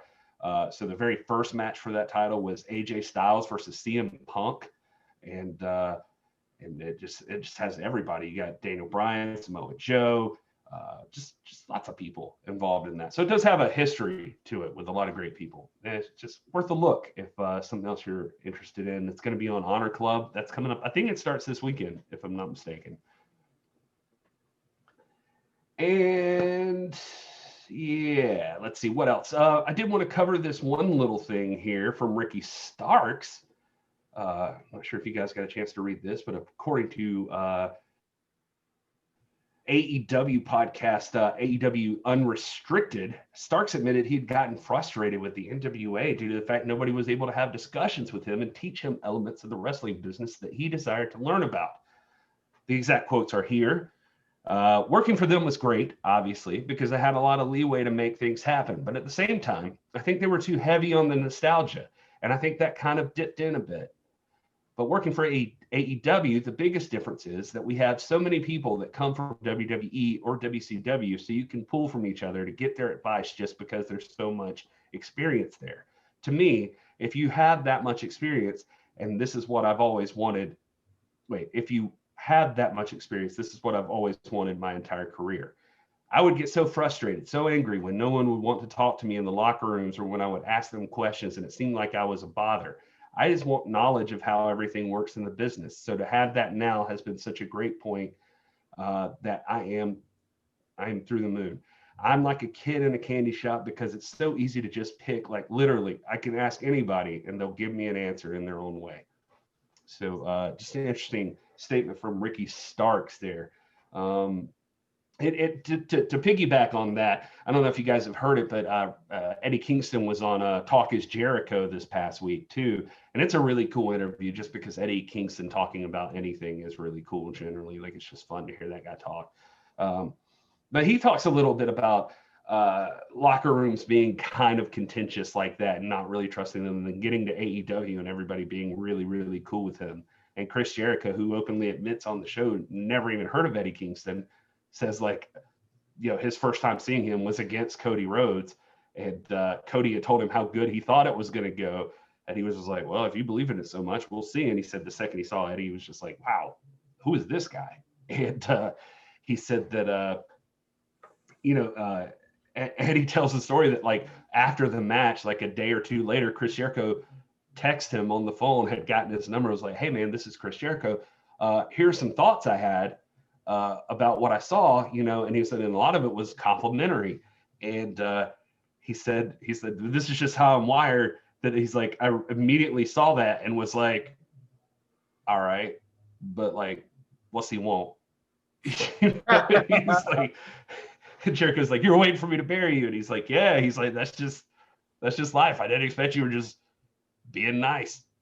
And I just thought that was interesting. But Ricky kind of has the same kind of deal. Like he feels like the AEW locker room's a little more accepting, a little more friendly. But I don't know. What are you guys' thoughts on that? I think the headline also of that article might be a little clickbait. I don't think it's necessarily disparaging to the NWA. And now, obviously, I'm going to be biased in this opinion. This show is called "This Is the NWA." But I mean, I think the sheer difference in the amount of talent, like how many people are on the roster at AEW, is going to make a difference. I mean, there's a wealth of information in terms of, you got Arn Anderson, you got Tully Blanchard, you got Jake the Snake, you got Taz, you got all these legends of the business, Tony Schiavone, JR, all these guys. So I think it's, from the point of view of someone who's wanting to learn, I mean, that's Mecca right there of where you want to be. I don't think that's necessarily an indictment against the NWA. It's two different organizations and things like that. So, I'm glad that he's getting what he wants. I'm glad he's over the moon about it. I just think it was framed a little weird, and I don't think he meant it that way. I don't think he meant it to be, disparaging towards the NWA. Andrew McKinney dropping in the chat there before we throw to you, Rob. He just says, you're telling me Trevor Murdoch, Tim Storm, the Rock and Roll Express wouldn't talk to Ricky Starks? So that's a valid point. Yep. But yeah, what are your thoughts, Rob? I mean, people have their perceptions. I would hate to think that someone like a Ricky Starks would come out of the locker room feeling unwelcome. But again, like Will said, that's not what he said. I think it was more along the lines of what the AEW locker room is than what the NWA locker room isn't, and it does not surprise me at all that there's a lot of collegiality and a lot of kinship backstage in AEW. Remember, I mean, they view themselves as a grassroots revolutionary project, changing the landscape of professional wrestling. And so they have a sense that they're on about the business of something very important in this industry. And I agree with them. But, I mean, again, people have perceptions, and I'm not going to if someone feels more at home there than here. I hear lots of stories about what the locker room is like back in the NWA and how warm and welcoming it is. Excuse me. Ricky Starks did point out in the article that there is a what's the word you use? Not obsession. There's a focus on nostalgia. I think you said it, Gary. And I don't think that's a bad thing at all. I think that is what the NWA is about. It's a nostalgia, history, tradition-driven product.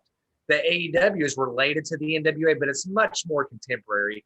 It's got a much more contemporary focus, and there are ways in which it's part WWE, part NWA. I know James Lawrence is just biting his tongue right now. Now he's not actually. I see him going off on the chat right now, but it's just they're different circumstances, and different people feel at home in different places. And again, I'm with Will. I don't think that Ricky Starks was like criticizing the NWA. I just felt, he's found a place in the AEW where he feels at home. He feels the camaraderie in the locker room, and that doesn't shock me. I mean, I think that you listen to even our guys, Nick Aldis, all that they've got glowing things to say about AEW talent. So it doesn't surprise me that backstage they would be all about the business of encouraging each other, building kinship and camaraderie, and building some unity behind this revolution that they see themselves behind right now.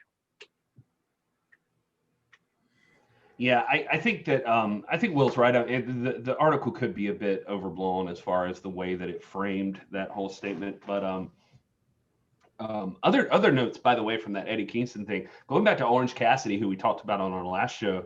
I was listening to it, and I got some confirmation on something I kind of thought anyway, where I was saying that I think Jericho's just main goal is trying to make Orange Cassidy a relevant competitor in AEW. He actually mentions that in the conversation with Eddie Kingston. They're like going through, it's around that same time where they're having that discussion about the things that Jericho sent to Eddie. He said that, when Cody and he were talking about it, it was during a time where he was telling Cody like about some ideas he had for his next few months in AEW, what he wanted those to look like. And he had a couple of guys or a few guys that he really wanted to work with on the roster that he sees in the back, that he thinks there's something more with that aren't getting that yet.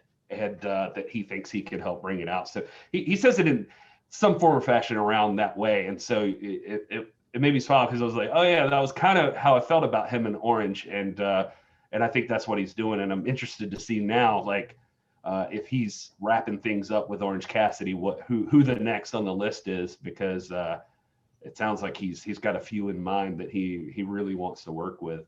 But for what it's worth, also Eddie puts over Cody like gangbusters, just saying that, Cody wanted to work with him, that it wasn't intended to be more than a one-off, but like Cody gave him every benefit of, whatever he wanted to do. Cody was the one willing. He's like, it could have been a 3-minute match and I would have walked in there and I would have been like, I'm doing my job. So like, beat me in 3 minutes.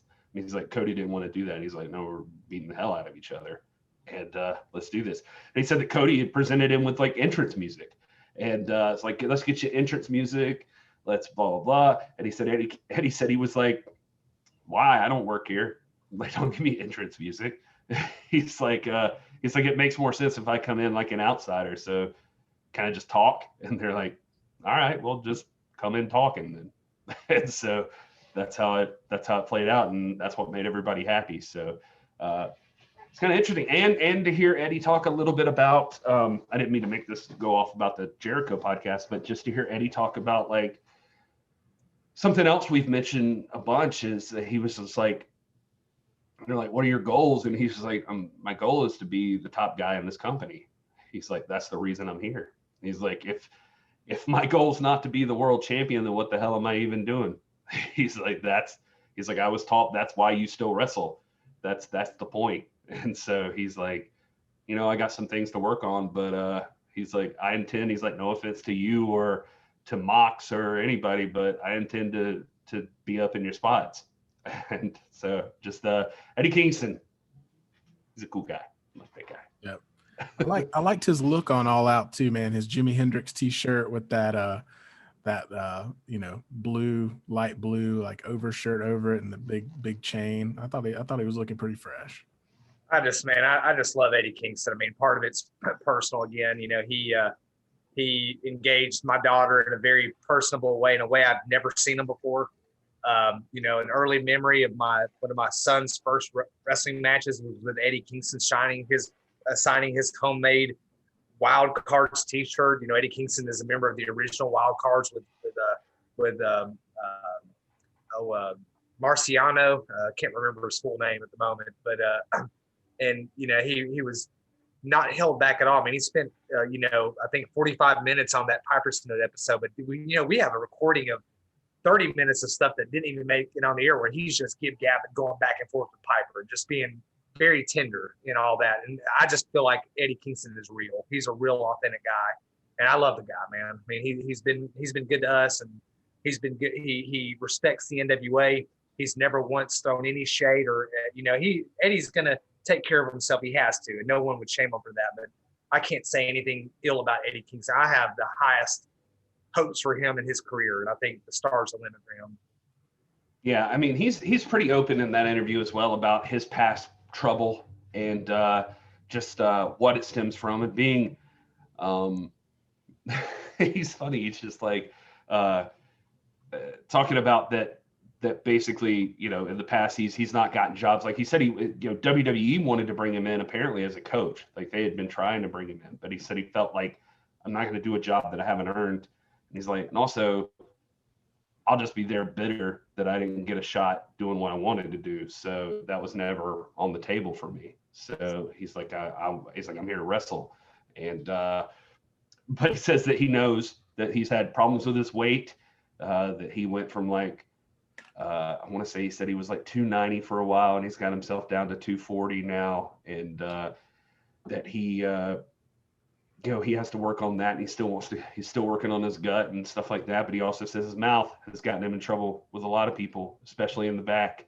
Just like that he'll tell, you know, when he was over in Impact, that he would tell people he was going to walk over there and beat their ass. You know, if like somebody else got hired and they hired him, then he's like, well, I'll just show up and I'll beat both your asses. And just like all this stuff. And he's like, he tells a story about Hurricane Helms having to step in and be like, Eddie, come on, let's talk about this. And, he's saying that he was like walking up to Dixie and people just saying, I want my effing release.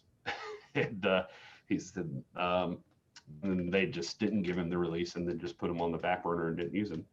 And so he says his mouth has gotten him into a lot of those kind of predicaments. But it's funny, Jericho's like, doesn't at a certain point though, like he's like, I get it, you're a tough guy and you got a mouth. He's like, I've had a mouth, but at a certain point you have to be like, okay, Dick, like, some of this is you too, like calm down. He's like, oh, well, no, that's maturity.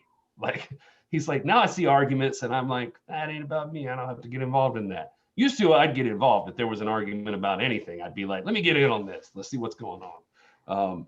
But anyway, just a cool guy. Front Row says he saw that Ricky Starks interview or heard that Ricky Starks interview. And he said that it didn't come across as negative at all, just that he was enjoying being in AEW. Right. Yeah. Again, like we were saying earlier, this is not saying anything that the NWA locker room wasn't. It's just saying this is what I'm finding now in the home that I'm at. You know, so. Yeah. He, you know, I wanted to touch on that because I did want to establish that, you know, I'm by no means a Dave Meltzer, but I've had an opportunity to talk to a few people, and Ricky Starks is a person that's been on this show a couple of times, and every time I've talked to Ricky Starks, he's been super nice and super accepting. When he left the NWA and didn't refused to re-sign with them and to test out his opportunities, I mean, he immediately, when I pitched the idea to him, said, like, let's do this right now about coming on this show to address the fans of the NWA. And that's not something he was obligated to do. So I always had the highest regard for him. Nothing about him seemed bitter, just that he wanted the best for himself and thought that he could do better than what he was being presented, and just had the attitude of, that's life. So I got to go get mine. And you know, I've only talked to a few, but I mean, I've already met my share of like shady kind of characters too. So Ricky Starks was not one of those people. So anyway, about Rob? Are you talking about Rob? 100% talking about Rob. Frero also pointing out that Eddie in that interview said his character is a representation of himself at 17, and which is interesting to him. So yeah, that is another thing he pointed out. He said it's me at 17 who just wanted to fight the world and had a big mouth. So All right. So let's see. I was looking through this rumor roundup on this one site, and it's all WWE, so I don't care. And but if we are going to talk about WWE for a second, which why not? Let's talk about something else. And since I referenced Dave Meltzer, let's bring up Meltzer for a second, because as Wrestling News is saying, they're the ones that published the article on Friday saying that Dave Meltzer had reported that WWE took issue with Lana promoting Bang Energy drink, because she had several ads posted on her Instagram account. She refuted those claims that she was the quote unquote straw that broke the camel's back. And the WWE has sent out that additional letter about, they own the names that they own and that sort of thing. I did not hear this exact quote, but they've got him quoted, so I'm going to read it, and maybe I just missed it. But they're saying Meltzer says, nobody exactly knows what's going on. The assumption is that YouTube is fine, but that's just the assumption. The assumption is that Twitch is not fine. I know that doing commercials for anybody is not fine. That I can confirm for sure. There was always going to be not fine. The one that has a lot of people upset was them telling people that they own their real names, because everyone knew that WWE owns your stage names, of course. That's a given. But they're giving the idea that they own your real names.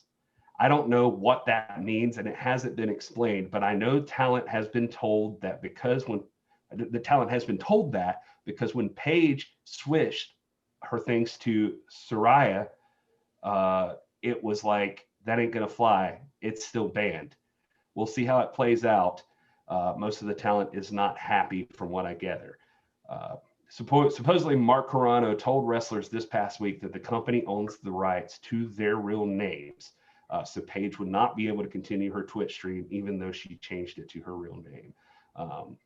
And so that's where we're at now, I guess, on this thing. So I don't know. That seems a little far. I don't remember. The last thing I remember Dave talking about on the podcast I heard was he was just kind of like, he and Brian were having the discussions like, well, it makes sense that you can't use, Ivar or something like that. But if your real name is Todd Smith, then you should be able to reasonably use Todd Smith to get jobs and stuff like that. But apparently WWE is still not accepting that. Will, how do you feel? How's that make you feel deep down in your soul? Well, we covered this in depth on Sunday night, and the business aspect of this aside, and what WWE can do or can't do aside, my feelings are best summed up in Mick Foley's tweet, who reacted to it by saying, "This seems like a crummy thing for them to do." I feel like Mick Foley is like the wrestling dad now. He's just like, this just seems like a crummy thing for them to do to their talent. And I agree. It's crummy. Rob, any additional thoughts now that WWE's out there saying that even real names might not be okay? Yeah, I mean, I think that'd be hard to believe. I don't know, man. I don't want to get it. Maybe we can. I don't know. I tend to err on the side of free enterprise, I guess, and free enterprise means your freedom to enter into a contract and the freedom of the contractee to oblige you to hold that contract. So I'd have to get into the details of what that contract states. And, people, when you sign something, you need to get with a lawyer or understand what you're signing. If you sign the rights over your name to somebody, that's on you. I don't think that's right. Don't get me wrong. I'm not saying that's not crummy. I'm just saying, I think that, in a free society, individuals have freedom and companies have freedom. So, and contract law is different from constitutional law. So that, I guess, is where I stand on it. All right. Well, we'll not. We just lost 2 more subscribers. Yeah, we'll not dwell on this anymore. Some breaking news that has just been announced by David Marquez, a new person for UWN Primetime Live, is Priscilla Kelly will be in attendance at this event. For those that don't know Priscilla, she's been an independent wrestler, but she's been on like Shimmer or Shine, I think, and she was in the Mae Young Classic. She also used to be married to Darby Allin, I think, until like this year. And she also wrestled in Tokyo Joshi Pro, where Thunder Rosa is the International Princess Champion.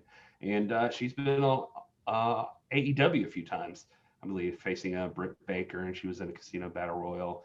And I think she was on the last Chris Jericho Rock and Wrestling Rager boat tour.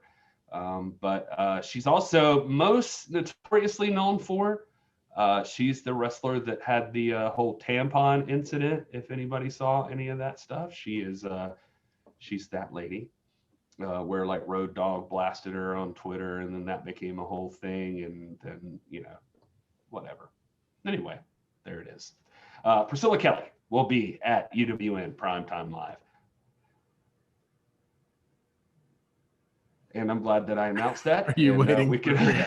Yeah, no, I'm excited.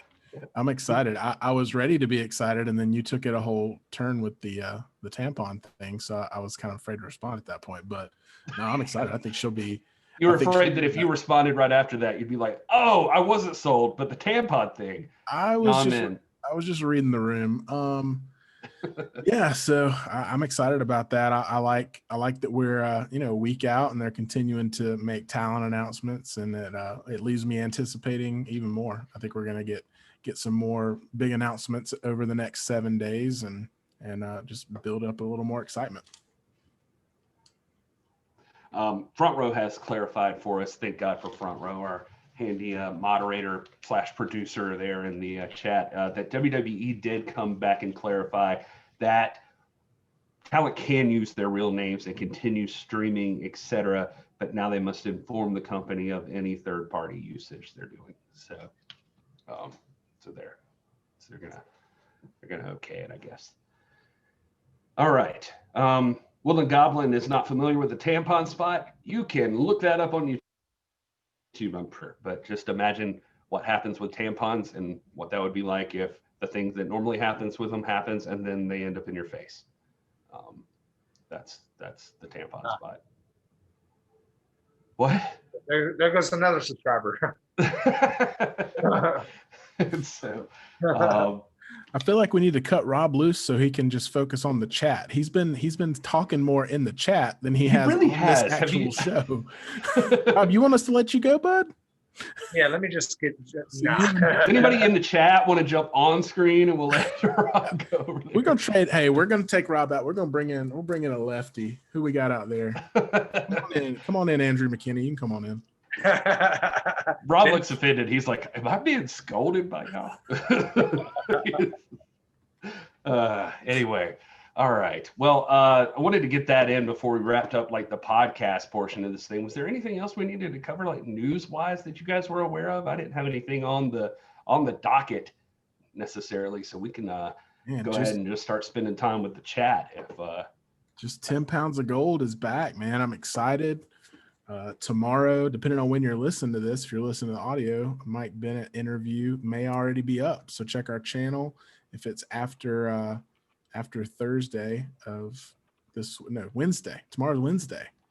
Man, I'm all messed up with that Labor Day holiday. But yeah, so tomorrow night, Mike Bennet interview dropping. You guys come hang with us for that. And yeah. Oh, you reminded me, dude. That's the other thing. I mean, we are dropping the Mike Bennet thing tomorrow, so we hope you all can make it for the premiere of that. But also, this is our last Tuesday night. I don't know if we really firmly established that, but from here on out, if you're used to visiting us live on the YouTube channel, because of UWN Primetime Live, which will be starting next Tuesday, it's just going to be too late to be going live afterwards, because those shows are going to run from, 9 to 10:30. Yeah, so we got lives and families and stuff like that. I mean, it's just going to be probably a little much to come jump on and do a live show directly after. So we're going to move to Thursday nights. We're going to hang out with you guys live and do all the things. And Rob will be here to chat with everybody in the chat room. And Will and I will directly address you through the screen. You want to hear Gary and I talk? Come on out. Yeah, guys, what a time to be alive. We were talking about this in the Discord earlier, just the fact that, man, you got wrestling every night of the week. Now, I don't want to get in the argument of which nights are better than others. Obviously, we're going to be a little partial to Tuesday nights, but you got Monday Night Raw, you got UWN Primetime Live, and Impact and NXT on Tuesday night. You got AEW Dynamite Wednesday night. Thursday night, this is the NWA Prize Fight Wrestling Talk Live. And then Friday, you got SmackDown. And then the weekends are always full of, a smattering. I love that word. A smattering of good professional wrestling. So reminds me of Waffle House for something. I like the word splattering better. Smattered, smothered, and covered. Smattering is a better word, Rob. And that's a fact, not an opinion. So anyways, Rob, you can go back to the chat. Gary and I were talking.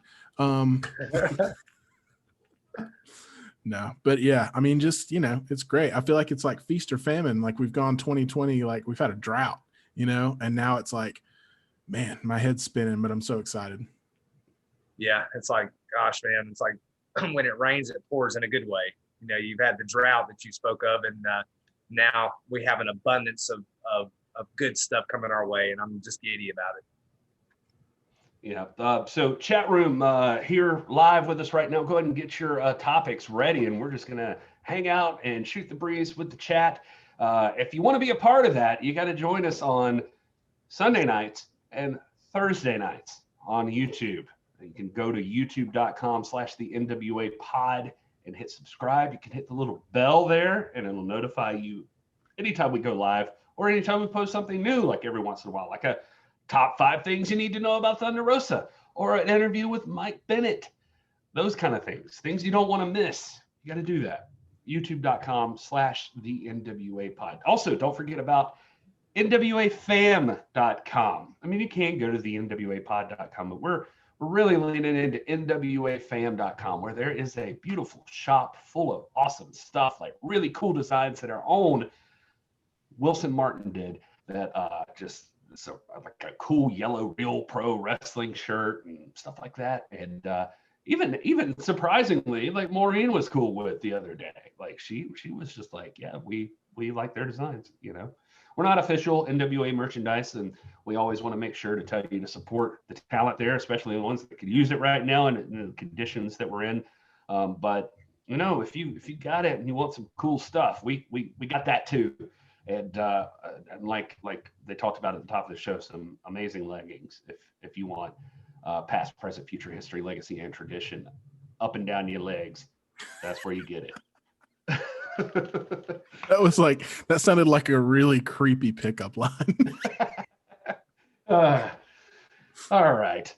Well, anyway, so Rob, tell everybody where they can find you on the social media, or should I do it before you go on a rant about TikTok? I'm actually not on TikTok. It's because that's how they spy on us. But you can find me, and I can go.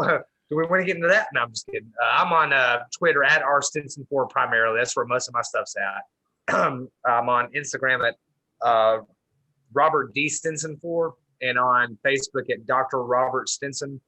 But of course, you can find me here every Sunday and Thursday night at the NWA pod with my boys. Rob, are you telling me that on Instagram the @RStinson4 person is not you? I am Robert D. Stinson4 on I know what you interact as, but there is a Robert Stinson that is at @RStinson4, and it is amazing if it's not you. Because man, yeah, that's me, but that's an old account, man. I mean, that's like I don't even use that. I was back it's when followed by the United Wrestling Network. I set that up with my Juno account, which I can't even get to anymore. Back when I had a Juno email address. You can get into it, Rob. You can figure it out. Yeah, but I'm gonna Rob. I'm gonna help. I can't get into it, bro. I can't. I'm gonna help you. We're gonna figure this out. RD Stinson4 is where you want to find me. I really just go to me on Twitter, man. I don't even use Instagram that much. No one uses that. I just kept looking at that. I always thought it was you, and then we found out it was Artie Stinson. I keep meaning to ask you about that. And I just thought of it today. I was like, that is amazing if that is not Rob Stinson. Because that guy, it's weird that somebody has that name and looks just like Rob Stinson. Anyway, all right. Will, where are you? At Hey It's Will with 1L. Look how easy that can be, Rob. Twitter, Instagram, and Facebook, except for TikTok, where I'm at Real Hey It's Will. That's the one that drives me crazy, but it is what it is. So I am at This Is Gary Horn. The show is at the NWA Pod everywhere except on TikTok, where it is at NWA Pod. Check us out. Check out NWAfam.com. Just go look at those designs and tell me they aren't the freshest designs you could hope for out of wrestling merch. And like I said, just subscribe to us on YouTube. If you are only on YouTube, go subscribe to us on iTunes or on Spotify or wherever else you can find podcasts. It just helps us out. And if you're only listening to us on Spotify, take a second and go to YouTube and subscribe to us on YouTube. Let's have some cohesion in our numbers. That would be great. We're on our march to 1,000 subscribers on YouTube, so that we can get a custom URL for whatever that means to anybody, and also we can monetize the channel with stuff. So we get the things where people donate and all of that trash. So all right, we love you guys. Thank you so much for listening. Let's hang out with the chat, see what they want to talk about. Listeners, until next time, enjoy your gravy cake. That's where you know to cut it at. Yeah, there's the clap. Okay. I want you to know that I left that part in the episode that's going to premiere tomorrow with Mike Bennet, where Will's like, you know how you get that straight? Like, you just do a clap. And he's like, and Rob's like, Gary, no spoilers, Gary. Okay, sorry. You know people hate spoilers. All right. So let's I'm gonna back it up about halfway. If I miss anything here, then I'm sorry. You're just gonna have to repeat yourself, chat room. We're here for you guys, though. Woodland Gauntlet says, anyone know Priscilla Kelly? This is probably after we already said all that, so I'll skip ahead a little bit. Brian Rosa likes Priscilla Kelly, Robert Stinson, and most of the chat is Rob. I was about to say, Rob be talking in this chat, man. Gary's monologues are so long, I'm just sitting here like going to sleep. Oh, I am so sorry. You didn't see Rob. You didn't see Rob. No, you were probably talking, but Rob, he kind of goes over to the side, and then his computer starts shaking because he's typing. So it's like, yeah, well, I got two, and they're on the same table. So I'm like, oh, any thoughts of Tessa returning to the ring? She's advertised on the same card as our champ Thunder Rosa at Warrior Wrestling this weekend. She's facing Kylie Ray. No is the answer. Front row. Sorry. No thoughts on Tessa Blanchard. If folks are interested, I'll be co-hosting the Nation Show. Front row. I meant to say that before we wrapped. But yeah, check out Front Row on the Nation Show Saturday. Tim Storm will be there. More Rob Stinson. Front Row doubts that Tessa will show up in the NWA. I also doubt that. Yeah, I don't see that happening. James Orr says, Stinson, I could start a pancake house called Stinson's, but I can't call it Robert Stinson and use your face. That's what the WWE was basically saying before they clarified. I'm so happy that we have so many freaking lawyers attending our chat, man. Like, oh boy. Like you guys know contract law any more than I do. Your analogies are silly, first of all. Okay. I'm probably the only one on this show that actually deals with contracts. So, I mean, we can get deep into it if you want to, but come on, guys. It's not the same. Good. We're talking apples and oranges here. It's good to have Rob back. I just think it's crummy.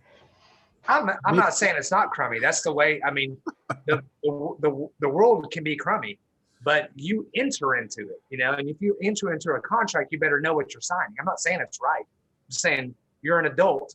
I'm not going to insult your intelligence and say, well, you can't enter into a contract. You just need to be informed. That's all I'm saying. But I don't think anybody's claiming, as the story puts out, that like the WWE actually owns your birth name, like you can't use it for anything. You know, they're talking about third-party social media outlets and things where you can easily be confused with your character and your person. And it's not like wrestling is the only entity that does that. The world is full of corporations that do the same exact thing. Education happens to be one of them. So, Scooby is saying Joe Galley's going to be at United Wrestling. Is that confirmed? I didn't see that one, so I just missed that, I guess. It makes sense. I mean, he's done a lot of championship wrestling stuff, right? And he's obviously the voice of the NWA. So I would hope that he would be involved in some capacity. Yeah.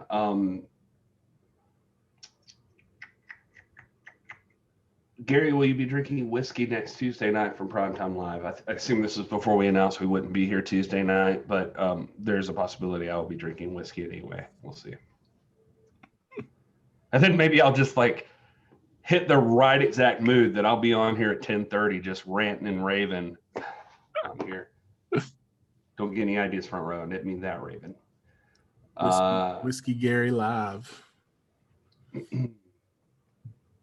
James Lawrence says, Rob, Lady Gaga went to court and set the precedent because her record company tried suing her for money she made from TV and movie appearances.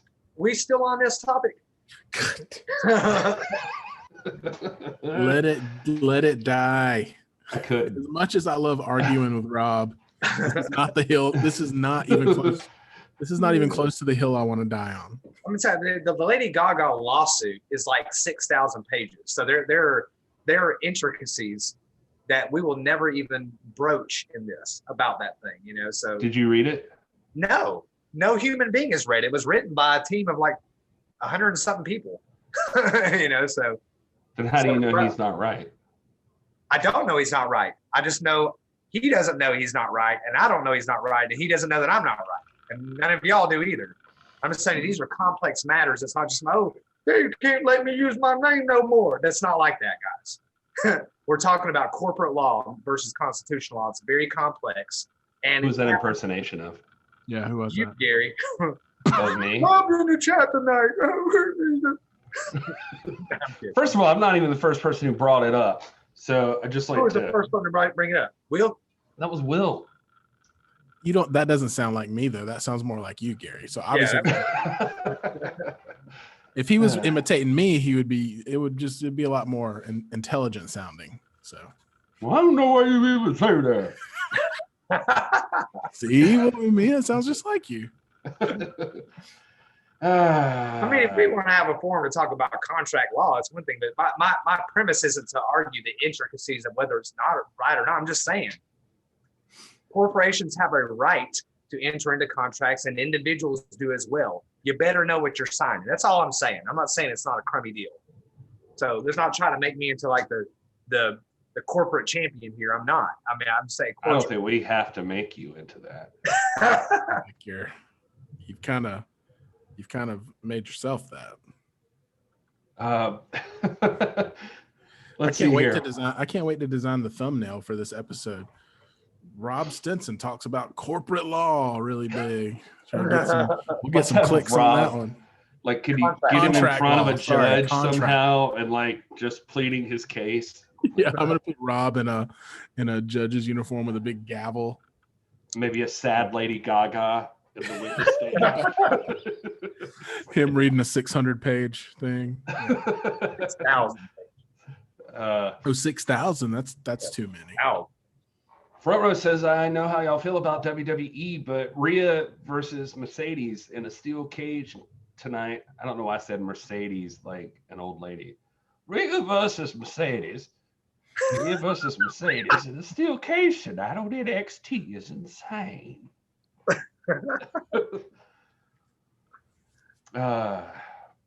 What's the tea, everybody?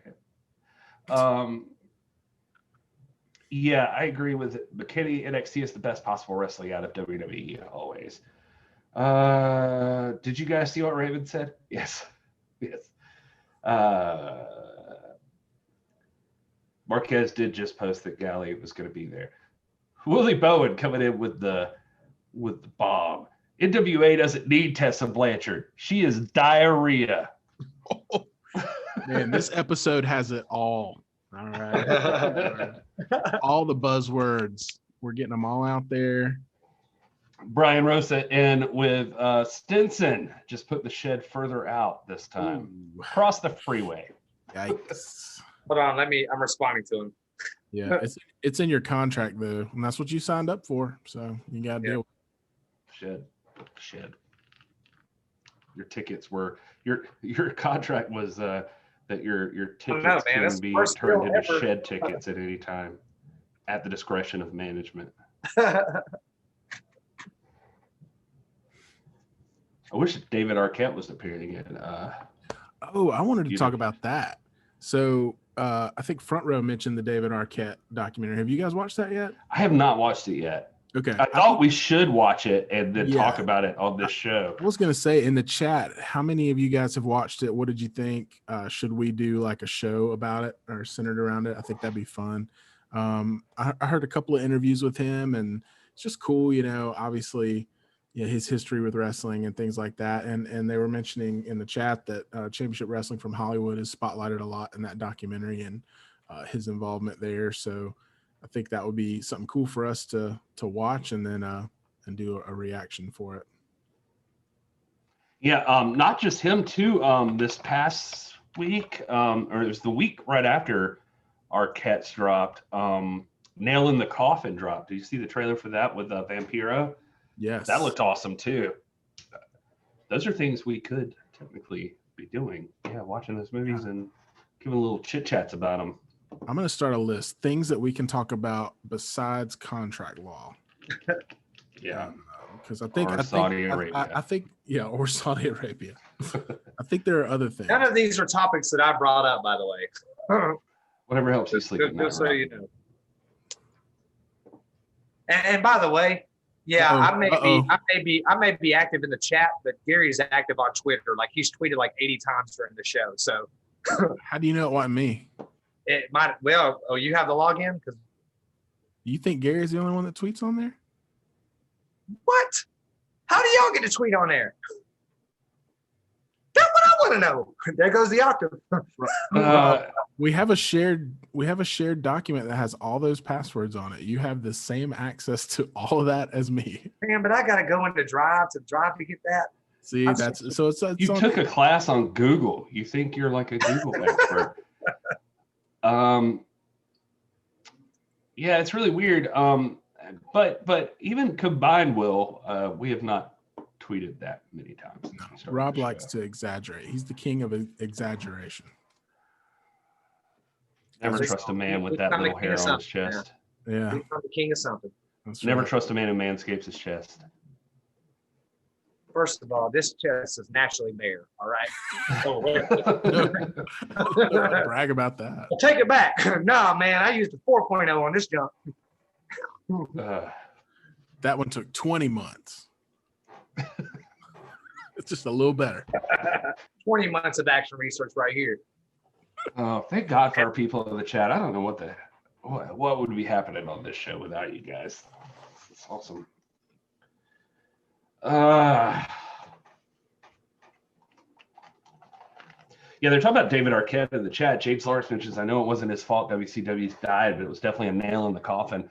I mean, my understanding, he didn't even really want to do it. Like he thought it was a bad idea. I mean, yeah, there's definitely some wrestling fan PTSD involved with David Arquette, but I would implore you to go listen to some of his interviews. And again, I haven't watched the documentary yet, so I can't vouch for that, but I just know from hearing him talk about the wrestling industry and some of the things that he's advocating for, like, wrestlers to be able to have better access to insurance and things like that. He's really trying to bridge some gaps and do some really good things there, which I think we can all agree are honorable. Well, Rob might not, because I don't know if it violates contract law, but he's just trying to. You know what I'm talking about, guys. But I'm just messing with you, Rob. I know. Rob, I love you. Rob, I love you. Hang on. I'm gonna call you. Give me a call, man. Brian Rosa does not want Rob to have access to the Twitter account because he'll tweet too much politics. That's something I never tweet ever. I never tweet or engage in social media about politics ever, except when I'm on here. Evidently, when you guys poke the bear. Now that the bear would be Gary when you poke Doc McLovin. I feel like all your frustration, you like immediately target me. Like you lash out at me when you're frustrated, and I don't know where that comes from. If that's like some inner like discussions we need to have, like that you just immediately go after me if I'm like a surrogate for something else in your life. Because it's too easy. The rivalry between Rob and I is too easy. It's a long-term storyline. Hmm. So you're like that secondary character in our feud. Because I'm the Keith Lee of your Orton and Drew. Yeah. So start wearing tighter shirts. Or just start gaining a bunch of weight, and then your shirts will naturally get tighter. That's true. Well, it's happening anyway. Let's see. Andrew McKinney says, "King of exaggeration and corporate champion, Doc's racking up the nicknames." Well, here we go again, guys. like I'm lashing out. I tried to overlook that text or that chat comment. He's got some other nicknames, but I don't think we can say them on the So what's the difference between David Arquette and The Miz? I don't know. Woodland Goblin wants us all to vent and bond. See, despite all these arguments, people appreciate our friendship, guys. Appreciate what we have here. We're all a hashtag NWA fam. We are. What do you guys want to vent about that's not corporate law, contract law? What do y'all want to Let's have it. This is the place. This is your space to talk. What even non-wrestling related, but don't make it about politics because that's too divisive. What's getting on under you guys' skin tonight? Let's air it out. Brian Russell wants to know, can we get a bearded lady on the show so we can get a female viewpoint? Rosa. That's something I actually would think would be cool, is to have a lady on sometimes. I have my friend Maddie who did a couple of the NWA like corn streams with me. I've talked to her about it. 2 times I've mentioned to ladies about doing this. My wife definitely won't do it. Like she's just like, I don't want to be on your stupid show. She doesn't say it like that really, but I have talked to people about it, but I think some people are intimidated because there's like a lot of wrestling history. And so I feel like that happens sometimes with people. Like they just feel like they're not going to know enough to talk or something, which I always try to reassure people that that's not the case, but they don't know enough about the current storyline even to like just jump right in. But anyway. I'm not laughing at you. I'm laughing at Andrew McKinney. So, what do you guys want to talk about? Which religion do you guys think is right? Okay, well, go off the rails. We might as well. No, I would never discuss. I'll tell you which ones are definitely wrong. Oh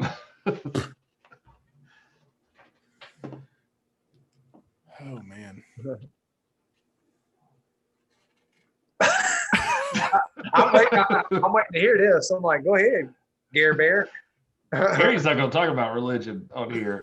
No, this is not the place. We can talk about not being able to go to movie theaters. That is I love movie theaters, so that is a big bummer for me. Gosh, I feel like the world has fundamentally changed, and the theater scene might be permanently different than it used to be. Although I do believe that drive-in theaters will persist and maybe even make a resurgence. Yeah, I didn't even realize how much I missed going to the movies. I mean, we've never been really, active movie theater goers. And I know, Gary, you guys are big into movies, and so that's probably a difference between us. But I didn't realize until I was watching a show or a movie or something, and they were in a movie theater, and I was just like, man, I want to go to a movie, and just knowing I can't was kind of. Yeah, that's the part. I hope we all learn to appreciate some of those things. Like I've said it 100 times. Look at this shirt, by the way. My wife hates it. She'll hate it even more than I wore it. But Look it up. Yeah. The underarms are like torn. What is that, like an Ed Hardy shirt? They slicing the Affliction. You got a pair of matching leggings with that? If not, I know someone who can sell you a pair. Yeah, man. If you want some leggings. It's like the old saying goes, man. Not everyone should wear leggings, but most people should. That is not a saying. It is a saying. I mean, like you just. It's not a saying. How come I didn't just say it? Rob will argue anything. That's what I've learned. He will die. Rob will die on any hill. You show him a hill, he'll die on it. Let's go. You just tell him to take whichever position requires him to be on the hill. Brian Rosa says they might possibly have overflow drive-in at the next Mission Pro where people can watch from their cars. Yeah, that'd be cool. So is Hell Has No Fury, is that going to be outdoors? Is that an outdoor thing? I didn't realize that if it was. I just thought it was like in a like game place. Thank you, Andrew, Antiperspirant. I should think about that. My wife wants me to get rid of this shirt, but it's like my favorite shirt, so not happening. $10 per car. Sold. Now, I'm not gonna have a car if I'm there. Yeah. I'm flying. I'm definitely not driving to Texas. Yeah. Not gonna happen. Rob would. Rob will be like, well, I gotta work that Friday, but like I figured I'll just like drive down like at like 1 or 2. It only takes like 15 hours, and then like I can just hit that thing up. I'll get there like right about time it starts. I might miss the first match, and then I'll just turn around and I'll come back. Yeah, I did the algorithm. I'll be here to wake up the algorithm. It works out. Here's a topic. What's everyone's favorite Metallica song? Rob, I know it's too softcore for you, but King. I like one. All right. It's not popular, but King Nothing. Yeah, I mean it's not. That's off Load. So yeah. I don't know if it's my favorite song, but the one that I was really into today was Until It Sleeps, and that was kind of their big single coming back with Load. Yeah. And you know, obviously their older stuff is just killer, but that I remember that song, and I was actually in a band at the time, and we covered that song, and so I just have really fond memories of rocking out to that song, and it's just a good tune, man. I think it's underrated in their catalog of singles. But where do I take this pretty bird? Darkness imprisoning me, all that I see. You can't not do make this Hetfield impersonation. Yeah, I used to love it, man. Seek and Destroy is some badass theme music to like come down the entrance to. Like when Sting picked that up as his entrance theme, yeah, that was, man, that's a solid way to start. It would have that thunder and lightning, almost Undertaker style. Then it would be like, anyway. Yeah, I agree with Scooby too. Of Wolfen Man is up there for me. Yeah. Creeping Death. I remember, that was one that I learned to when I was in like middle school, learning guitar, and I felt like such a badass that I could play Creeping Death. But Will the Goblin digs Guns N' Roses. I'm gonna be honest with you, Guns N' Roses, like I loved Appetite for Destruction. I was into Use Your Illusion, but I just never got the rest of it. Like I don't know. There was some stuff on the Spaghetti Incident that was cool, but I just kind of lost it. I think I listened to the Chinese, what's it called? I forgot the name of the album, like the comeback album. I haven't heard any of the new stuff. So,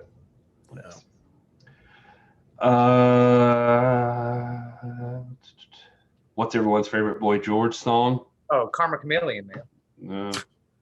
No, I don't know. That doesn't feel like a debate. Really. Careless Whisper. That is George Michael. Guys, you guys chill. Come on, wrong George. It was a joke. You get it right with George. Don't disrespect George.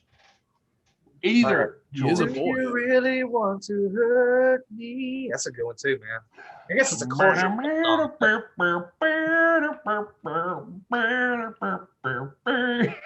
You can't beat that saxophone. God, that's a Sexy good sax song. man. Never gonna dance again. Guilty, ain't got no rhythm. You know about that skill, didn't you? Rob, you're surprising me. Boo boo boo boo boo boo.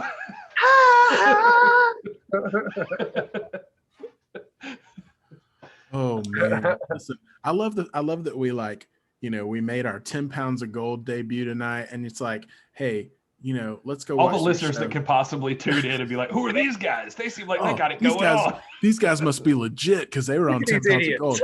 These morons. They're probably gonna Especially be that like, Rob dude. and we go like 3 steps back with the quality. It's fun. Stick around, guys. It only gets better. Yeah, I mean, look. So Woodland Goblin didn't get the joke, the George Michaels reference, or maybe he did. And Chinese democracy. joke. That's Wham, Rob. Right, George Michaels. That's what I was trying to tell him. The Heartbreak Kid. Oh wait, yeah, You see what I'm saying? yeah, gotcha. Favorite Star Wars character? Go. Oh gosh. I'm blanking. I'm just kidding. Favorite cartoon?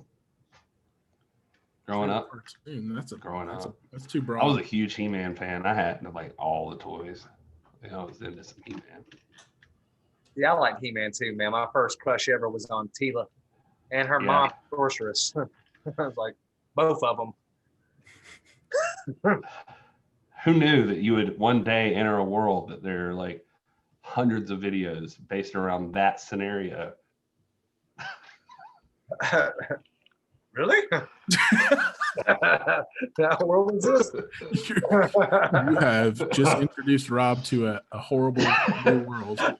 Man, I tell you what, there is no more awkward feeling that when like I finally enter territory of making a joke that even Rob's just like, That's that bad. Rob gets a look and I'm like, dang, man, I just lose the whole room. Even Rob. Oh, whatever. Somebody out there is watching this. Man, Brian Rosa sounds like he's got one of those old MySpace surveys pulled up. You remember how on MySpace you used to do like surveys? That's what it sounds like he's reading. It's just like favorite fill in the blank, I'm always bad at picking favorites. I really am. I am too. I don't know like how many favorite things I have. I'm too indecisive. I like cheesecake. There you go. Is that your favorite cheese or your favorite cake? Both, I think. Oh, okay. I don't have a favorite cheese. How do you not have a favorite cheese? For I was disappointed I didn't bring up Star Trek. So does anybody have a favorite captain? Or do you guys even bother with Star Trek? Huh? Yep. All right. So that's why I didn't bring it up front row. Is that a cartoon? Yeah. I mean, there are multiple cartoons, multiple series. Nah. Mother's maiden name. Last 4 of your social. That 3-digit code. What's you guys' favorite PIN number that you have? Oh man, I appreciate how the effort that Brian Rosa is putting in to keep us focused here, to keep this show relevant. I'm out. Gary, come back. I'm back. Right. My camera was blurry sometimes now. Oh look, Brian Rosa likes Worf. Andrew likes Picard. Woodland Goblin likes Kirk. Listen, I respect Picard as much as the next guy, but Kirk's the man. Kirk's just the guy. Picard was, he was handy because of his crew, but Kirk could talk a robot into blowing itself up. So, yeah, it's a special skill. Also, got all the ladies. That's it. Oh God, This is Fun. riffing by yourself is no Fun. fun, everybody. Well, James Lawrence likes Swiss cheese. Yeah, Learned that. yeah. Who doesn't? I honest to God, have never had many cheeses that I can just like tell the difference. Like if you just had cheeses and I was like blindfolded, I don't think I can tell you what one cheese is over the other. Maybe like sharp cheddar or something like that. Wow, this podcast sucks. Like what's If you don't think I'm putting all this on the YouTube thumbnail, you're wrong. It's just gonna say contract law! ! Favorite cheeses! ! Well, what about favorite episode, excluding tonight's, of 10 Pounds of Gold? Oh man. My favorite is the one with Tim Storm where he I can tell you which one it is. Let me pull up the it's the one where he loses the title. It's like directly after him losing the title. And it's got the Billy Corgan song in it. And I can't even think of the name of that song. It's a long way to get back home, and that kind of thing. And it's just him like walking through the airport and just talking about what's next for him and stuff. That one, every time I watch it, let's get a little bit. Man, for me, and I'm just going based on the most memorable, the one that sticks out in my mind. But the Josephus, the Brittany path, when he was in Hollywood. God, that episode, that was the episode that made me a Josephus fan. Just that episode alone, it was just so good. Well, one of my favorite things they ever did was it wasn't technically a 10 Pounds of Gold episode, but when Josephus and the spiritual advisor have the celebration in the bar. Yeah. Oh my God, I love that episode. Like I've seen that one like so many times. It's just so we funny haven't to listened. me. And I'm surprised, Rob, you haven't brought it up. We haven't talked about Josephus and the possibility of seeing him appear at UWN Primetime Live. I want to see it. Josephus is probably my single favorite NWA personality, and it seems to have gone quiet here lately. I know he's still active and doing things and all that. Josephus is he's content sometimes to do things back row, behind the scenes. I mean, he was very involved in the production of Carneyland and that. And this is one of the key guys. And he's fun to watch in the ring. He's a great worker. He's great on the mic, man. His promos are fire. I love the one that you just referenced, the one in the bar, the post victory party from the when they won the empty arena match, man. That was epic. And I always liked the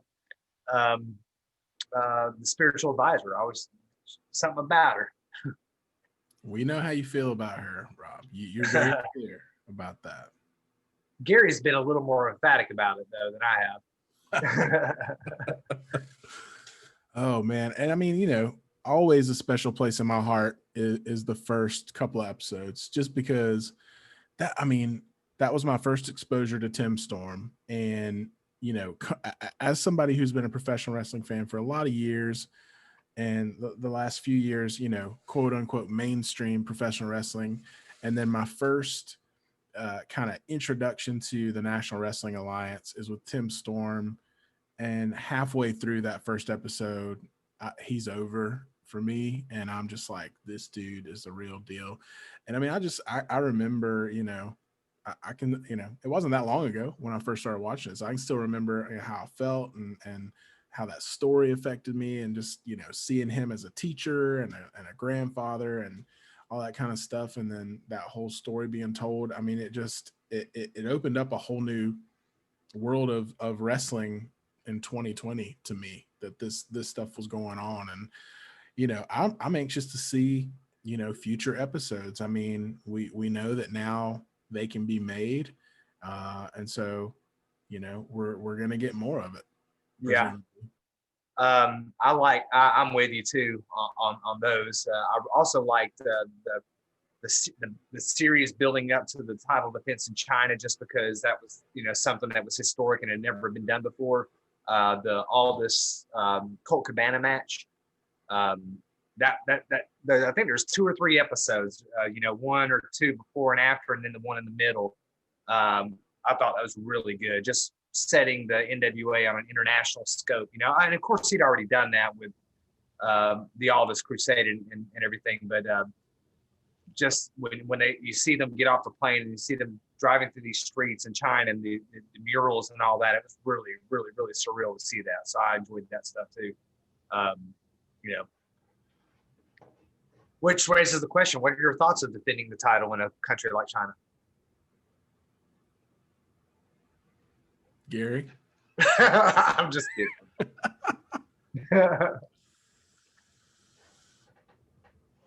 Gary just left. Sorry. Okay. We mentioned the spiritual advisor, by the way, when you walked off, and Will had said that I'd been very emphatic about my thoughts about her, and I said that you had been more emphatic. Oh, I think she's hot. I think she's super hot. Real into the spiritual advisor. Tried mentioning it to Josephus one time, and he didn't seem to be a fan of me talking about it. So just we'll let that go. I don't know that he cares. I did. He heard like an episode or something, and he said something about it. It's like, really in a spiritual advisor, huh? It's like, yeah. It's like, I did see. This is a good question. I mean, it's not really a question. Brian Rose is very adamant in the chat, if you haven't seen it, about he wants a 6 pounds of Burke series. And that seems more than fair. You know, when like Willie Mack won, what is up with my stupid camera? Look at that. What's happening? You look clear on my end, bro. It's just looking blurry to me for some reason. Like it's having trouble focusing. What was I saying? Oh yeah, when Willie Mack won the national title, they started like a Willie Mack's like all, you know, like they were going to start a series out of his, but they haven't tried to do anything with the women's championship, and they definitely should. I think a 6 pounds of Burke series would be badass. I think that's a great idea. And Thunder Rosa has gotten as much public acclaim and exposure as anyone else has in the NWA. She certainly deserves it, and I think that there is a renewed vigor and interest about the Burke Championship too, you know, that needs some treatment. So I would be 100% in favor of it. Agreed. Let's see here. Front row. NWA needs to make an offer to AOP. Are they gone? I've seen like a few things about the AOP today, and did something happen there and I missed that? Not that I know of. I just know that they haven't been on TV in forever, and that's, you know, another indictment against WWE, and I don't know why they wouldn't be using them, but. Monroe, Mike, good to see you. Damian Redmond, good to see you. We're just hanging out in the chat. If there's something you guys would like to talk about, now's the time to bring it up, especially if it offends Rob. That's really what we're looking for here.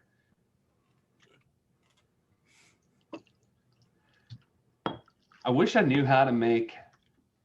I was honestly watching the 10 pounds of gold today, right? And I was thinking to myself, I wonder the difficulty level of this compared to the difficulty level of like the top five thing.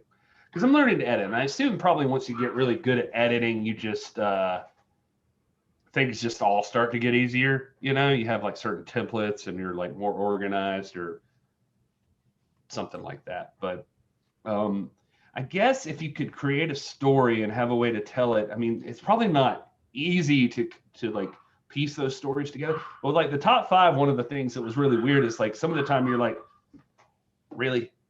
Like you're trying to fill time, and so you're like looking for clips of matches and deciding like how much is too many clips and how many clips do I need and like how much is too much to show of this one thing, and you know what I'm saying? So it's kind of weird. Nobody cares about this stuff, but it was just one of the interesting obstacles I found while trying to figure this thing out.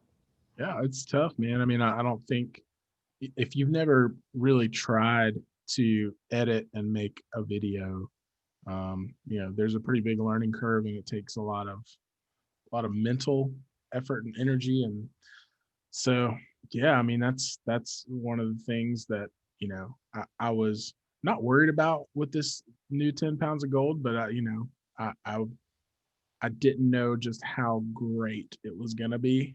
And I just, man, it's just like there's nothing that can get a story going like that than the 10 pounds of gold. I mean, just all the behind the scenes, the family stuff, all that. It was spot on for me. Yeah, you're right. That's 100% something that I can't say enough good about. That hopefully we made very clear by our celebration of it and that sort of thing. That this episode looked like, no offense, but they hadn't missed a beat. Like it just looked like they just like went right into, like it looked professional, well done. I have no complaints about this. I was super impressed with how good it looked, like how well it was put together. Yep.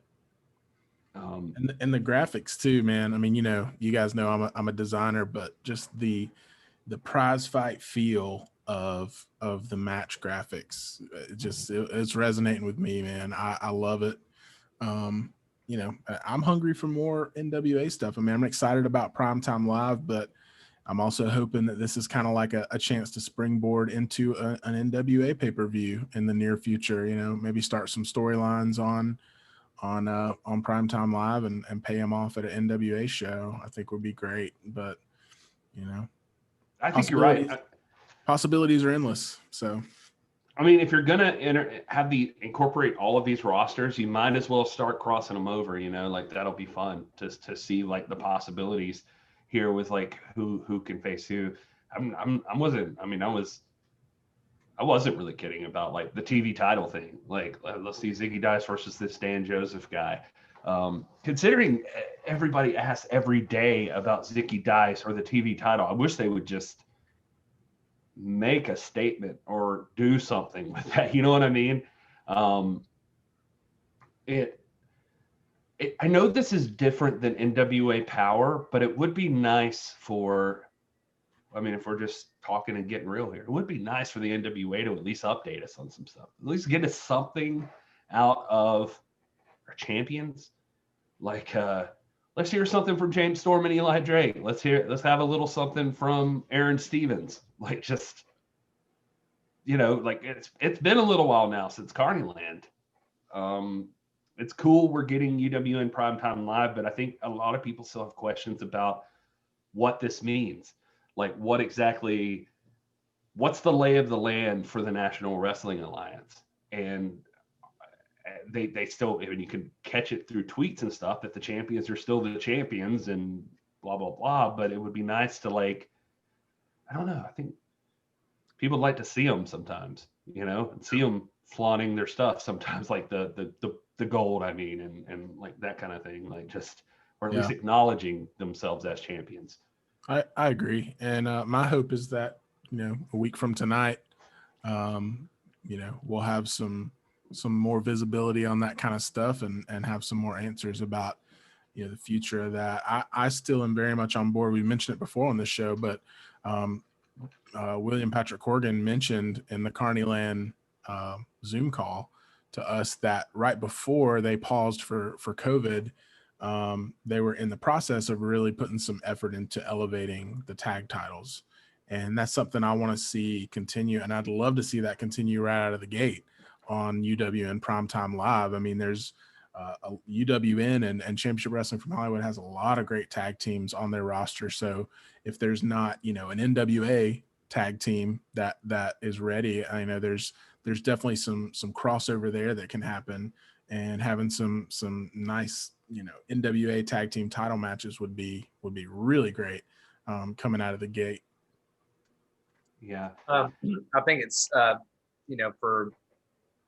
for us, Power is sort of like flagship, but in its natural state, the NWA operates like a meta promotion that takes the title across international and promotional borders. And so what's going on right now with UWN, I think is really important. And there's an opportunity here if it's done correctly. Let's not forget, like we said earlier, that Primetime is shot in the same studio that New Japan is being shot in. It's promoted by the same man, Dave Marquez. There's an opportunity here for a lot of cross-pollination, I suppose, between these various different promotions, and a chance to see some talent that we might not otherwise have seen, and for the NWA championships to be defended in a way that's natural to an organization as unique as the NWA is. It's really the only organization that does this for, where it's from its inception has always been an organization that takes its belt into various territories and so forth. And so we have a situation presented now where that can really happen again in a real way, against real talent. And Gary, you mentioned the TV championship versus TV championship. How cool would that be? Heritage champion getting a shot at the NWA World Championship, tag team champs versus tag team champs. I mean, not just with championship wrestling from Hollywood, but also New Japan that, again, uses the same facility. So I think the opportunities here present themselves. I also want to hold on to the fact that we really need Power to be the home base, to be the venue where the NWA talent come back, where if we really have a defined roster, that's where we showcase them. And then they use that as a projection platform to go out throughout the world and through other promotions to showcase the best in the world, which is what the NWA is. So I think we're on the verge of something really, really important here if it's done correctly. Yeah, I think that it could be good. I just no, I mean, I have faith that it will be good. I'm actually like really confident about it. I feel great about everything that's going on. I just I would say that, I mean, some people can only do so much, right? Like, I mean, I get that this is why Thunder Rosa and Nick Aldis are like making, like they're carrying a team right now, to be honest with you. I mean, there's people like Zicky Dice is out there getting himself over, but I feel like things are just, if we're just talking real here, I mean, I feel like things are just kind of weird with him. So like he pushes the TV title sometimes, like he talks about it, but it's also kind of, everything feels wishy-washy. You never see anything. I mean, lately you haven't seen anything from James Storm, I think. And then Eli Drake's never posting about the tag team titles. And I mean, I was happy to see Allison Kay jump on Thunder Rosa the other night at her loss on AEW. I mean, that felt good. Like, I mean, not that I thought she was right, just that I thought, like, yes, we're seeing the conversations, right? The NWA. This is the competitiveness that should be happening within the NWA. Like, yeah, this is what should be happening. And I mean, there's been a lot of questions and a lot of things up in the air during this hiatus. And so, I understand how people have been a little, gun shy to go out and start talking NWA stuff. I do agree that, I mean, a lot of these guys have been really active on Twitter. I mean, Eli Drake has been very active. He's been sharing a lot of promo videos of him in the past and things like that. And I think at this point now, with things starting back up, I think you're right. I would love to see just some more, hey, we're the tag champs. We're coming, like, get ready, and kind of setting up with that kind of stuff. But at the end of the day, maybe they don't even know what's ahead of them. So they don't really have a direction to go, if that makes any sense. Well, I'm glad you say that, actually, because I wanted to clarify too that when I'm talking about this, I mean, I am essentially saying, like, I feel like some people are out there putting themselves over, but they're not necessarily putting the brand over. And there could be a myriad of reasons why that's the case. Like, they may not know any more than the rest of us. So that fault would then lie, I guess, in management or in, like somebody somewhere has an answer that can start to get that flowing in the right direction. And that's what I want fixed. So I'm not actually I don't think I'm trying to place the blame on anybody specifically, but it's just like, all right, well, why is Zicky not more clear about what's going on? Why is Eli Drake and James Storm, why are they not talking about the tag team titles? I mean, they kind of had a thing with FTR for a minute there, where FTR like mentioned that they would love to face them and that sort of thing. So at least there was that acknowledgement. But yeah, where is Aaron Stevens? You know, like where is he talking about the national title? Like, why is that not happening? Just to put it into perspective, things that we can relate to, right? I mean, we haven't had any new NWA content to really talk about, so we've had to resort to the same thing. We've had to come on here and talk about WWE and AEW and things like that at length because we just want to talk about pro wrestling, and there wasn't any new NWA story or direction to talk about. So we kind of had to do that. So we've kind of been in the same boat. So you know, I agree with you. I want it, and I hope, my hope is that with UW and Primetime Live cranking up a week from tonight, that we're going to see some of those things and those conversations crank back up as well. But I can understand why the past couple of months they've kind of been, okay, well, I don't really have a storyline to tweet about. So here's a video of a promo of mine from Power, or here's a video of a promo of mine from a previous promotion. You know, they're going to continue, obviously, from a business sense, to try to put themselves over. And without any like real storyline or direction from NWA, they've just kind of had to make do. So, you know, that again, my hope is that that's all going to change. Yeah, that's. I hope you're right. I think hopefully this is the next step. I guess I keep running back to, obviously when Lagana and Corgan started this thing, one of the ideas is to have a team. They want to make sure that they're establishing like a really firm like base for the brand. And part of that is being like, who are going to be the team players? And I think that they knew initially, like Tim Storm made a judgment call early on to not screw them over. And so I think they thought, all right, we got him. Like he's with it.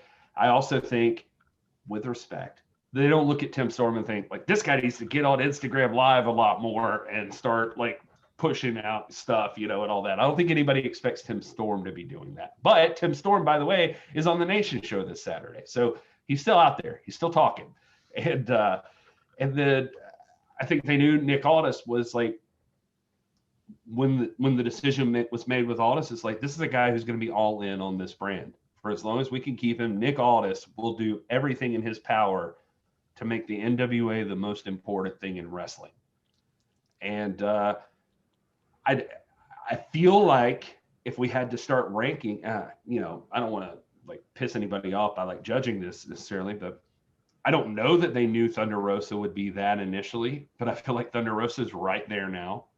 Thunder Rosa constantly talking about the NWA Women's Championship, using it whenever they'll let her, and throwing the logo, getting on AEW, being talented enough to be featured there. Like, she's right there. Nick Aldis is still right there. Nick Aldis is the guy, you saw it today, producing 10 pounds of gold. Like, he's the one throwing those things together. Like, I mean, that's something. That's a thing nobody else is doing, you know? And so I feel like those two you immediately can't doubt. From my understanding, Allison Kay has been very dedicated behind the scenes to like sticking with them, at least spiritually. And, you know, we saw like a little effort there that she's like, okay, I'm going to talk some trash to Thunder Rosa. And I like that part. But then it's like nothing else. Like, it's like nobody else is talking about the NWA, you know, like none of their other talent are. That's me being critical. Maybe I shouldn't be, but that's somehow this conversation went down that path. So here we are. Rob, I see you looking at me all weird. Do you disagree with me? No, I don't. I mean, I think there are probably things behind the curtains that we're not aware of. I think that probably those players that you mentioned are chomping at the bit to get back into it, which is why we see an Aaron Stevens producing, you know, this renewed episode of the rebirth of Championship Wrestling from Hollywood. And to be fair, I guess that's something, not to cut you off, but I guess that is something. Like, the guy's trying to better himself, and also he's involved. He's involved. And you know, the fact of the matter is, up to this point, the capacity for the NWA has been very limited based upon their model. And let me just give you an illustration. I mean, I'm a high school athletic director. That's one of the hats. I wear a lot of hats, and this is one of them. And this is one that happens to be more time consuming than it should be. But you have seen week after week, like the reluctance to be involved athletically in competitive sports with fans kind of ease up more and more and more and more, because people are so concerned about the nature of safety and the nature of the pandemic and all that. People trying to do the right thing. And I don't think there's a lot of policy. There's certainly people trying to politicize this on both sides, but I think that really at my level and at the district level, it's really a safety concern. And so when they shut down power, and that was such an important piece of this, and Billy Corgan was talking about being the adult in the room. I think he was serious. I think he really had the well-being of his talent and the company in mind. And so now that some of the anxiety is kind of starting to ease off as we're sort of getting over this and moving back into something approaching normalcy, not that we're there yet, don't get me wrong, but I think that you're seeing now some of the willingness to allow talent to go off and perform in other promotions and in ways is relaxing too. And so I think that you'll see Eli Drake and James Storm emerge, Zicky Dice, who has already emerged in some ways, Aaron Stevens and those kinds of, especially those that are carrying championship.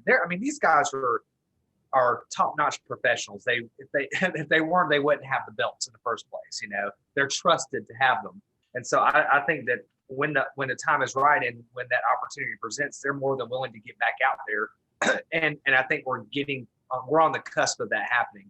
It just so happens that, Nick Aldis and Thunder Rosa seem to have been the two, even when they weren't able to wrestle per se, have been the boldest and the most proactive about continuing to be statesmen and holding what we've drawn the analogy to, like holding an office, that they're holding the office of champion, and they've treated their position in that way. It's very, very good because it sustained us, along with other groups like us and JCal and RJ and other people that have continued to put out content to keep the NWA still in the forefront of people's mind. And I did want to address my friend Andrew McKinney in the chat, something he said earlier. And I don't want you to think that I'm drawing an axiomatic analogy between the regional system of the 80s and what's going on today. I'm not saying that. I'm just saying it's an analogy. It seems like the NWA is able to do things cross-promotionally the way it used to do. But let's not kid ourselves. It's not as though there weren't entities that declared themselves world champion entities back then. You had the AWA where Ric Flair wrestled Rick Martel. You had the UWF. You had World Class after it formally split with the NWA. And then you had the regional promotions that would be sort of like a championship wrestling from Hollywood, where they call their champion holder the heritage champion. And the traveling champion would go into each of those territories, and their top guy would face the traveling champion. So I don't think that the analogy is too much of a stretch, but it's certainly not an axiom. And I didn't intend it to sound that way. I'd like to address the chat too. Like I was seeing James Lawrence mention, so the conversation's happening obviously just because, the most public, the most visibility, I would say arguably even more than Nick Aldis has right now has been Thunder Rosa, just being on the AEW platform that she's on. And of course that just naturally is in front of more people right now. There's the discussion about Sheeta. Brian Rosa saying we need one of those titles defended on a national TV platform. This brought Front Row back in, saying I'd love to see Sheeta challenge Thunder Rosa for the NWA title, maybe in an NWA ring. Brian, is that something that could happen in AEW? Just thinking of the exposure, and I mentioned that I think that this will be good, but Sheeta alone to the NWA. Brian Rosa, of course, says I'm not talking, LOL, and. But yeah, I'm for this on Rosa's turf now, and Front Row says agreed. I just want to see TR and the NWA continue to get a big spotlight, however that happens. James Lawrence jumps in, and we love our James Lawrence, and he says Tony Khan has said that he has no further interest at this time. He was okay to use Rosa to get the crappy women's division over, but he won't return the favor. And Front Row says true, but those comments were made prior to All Out. I wonder if he's changed his mind after seeing how the match was received. And I say, why would he? Why would he say that? This is the same guy that, by the way, like when Brock Lesnar, is released, he was like saying like, well, I can't talk about it, but blah, blah, blah. And we said on this show, we're like, you can talk about it. Like, you're just choosing not to talk about it. Don't say you can't talk about it. There's literally no reason, legal or otherwise, why you can't talk about it. Like, it's just, that's you choosing not to discuss. What? Oh. Stop. Don't get started. Oh yeah, sorry. I mean, I don't know what the contract situation is. I'm just kidding, man. Well, no, but really, like, I mean, Brock, I mean, I get it when sometimes when like Brock's under contract, you can't, I think that's like seriously a thing you can't do. You can't talk about offers you would make that person or anything like that. Like, you can't, I don't even think you can, like, I think this is the same in any sport, right? Like, you can't just like court them while they're under contract, right? You have to like wait till they're really free. Brock is free.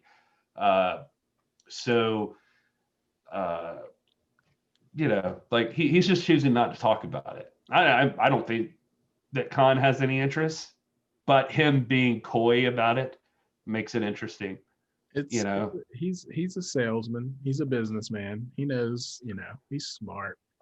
I mean, in terms of the Thunder Rosa discussion, here's my take on it. If you had told me a year ago that Thunder Rosa would be on Dynamite, I would have been like, no way, right? But that happened. So at this point, I'm open to anything, and I think anything's possible. And I think that the match Saturday night was a great match. It was a highlight of the pay-per-view, and I think AEW would be silly not to want to continue some kind of partnership, either specifically with Thunder Rosa or the NWA at large. And so he said what he said in the press conference before, but I really interpreted it more as like, hey, at this time, there's no concrete plans to do anything. I don't think he was shutting the door to it. Brian Rosa mentions in the chat, Tony Khan said in the press conference after the pay-per-view that he would love to have Thunder back. Oh, of course. If he had, I saw in the press scrum, John Moxley said that he wished there'd be more stuff like that. Obviously, I guess that's not as much or as meaningful, but John Moxley was like, I loved it. And I wish we would do a lot more stuff like this. He's the world champ. He's got to have some kind of pull there. I mean, his opinion matters. So, I mean, I think that's the consensus. And it goes back to even Ricky Stark's comments about the way that the locker room is, and they're very open and they're welcoming and they want to do that kind of stuff. And I just don't think at this point we have any concrete evidence to just be like, no, it's not going to happen. I think the door's open and we'll see what happens. And it's kind of like the Ricky Starks thing earlier, where NWA haters and naysayers are making mountains out of molehills where, he says this about the AEW locker room, and therefore he must mean this about the NWA locker room. Tony Khan, I read the same thing, Will. I didn't see him saying, we're done. This is a one and out. I read it saying that at this time, this is the project we're working on. We don't have anything else in the works right now. But what he has shown us, what he has signaled is a willingness to do business. And if you don't want to see Shida versus Thunder Rosa Part 2, now I'd love to see it on an NWA stage and then maybe have a third rubber match on a neutral stage or something like that, or whatever, or have a coin toss decide or something like that, however they work it. I think Khan has shown his willingness to do business where good wrestling is in place. So I didn't take that as anything other than we just don't have anything in the plans in the immediate future. But, time moves fast these days. And this Thunder Rosa thing, I remember, weeks ago, Brian Rosa just kind of dropping hints. And then later we were able to piece this together. And this happened very quickly within the span of a few weeks. So time moves very fast today in the year 28. What year are we, 2020, 2021? I lost track. It doesn't matter anymore. 2020. No, but you're right. Yeah, it moves so fast. And then, and we've said it 100 times that, Corgan allowing Rosa to go over there, and then what happened. I mean, the feud, the build-up, the match itself. And that's an act of goodwill. And honestly, let's be straight up. As much as James Lawrence wishes that it was different, as much as I wish that it was different, the NWA is not operating from the position of power here. They're not operating with the leverage. I mean, they do have the person that AEW would like to use, but could they have just gone out and grabbed another female wrestler to compete for the women's championship? Sure, they could have. They wanted the best, and NWA had the best, and they wanted to see if there was a way to work out a deal, and they were able to. So I feel like already that's an act of good faith. To go back to the John Moxley thing, I just looked it up just to see, but they specifically asked him about the Thunder Rosa thing and everything, and his quote was more along the line of like, yeah, I hope that this happens more often. And he's like, look, I'm not shy about telling you I wish we'd get something together with New Japan, because I'm technically still a member of their roster and I like those guys. And he's like, and I get it.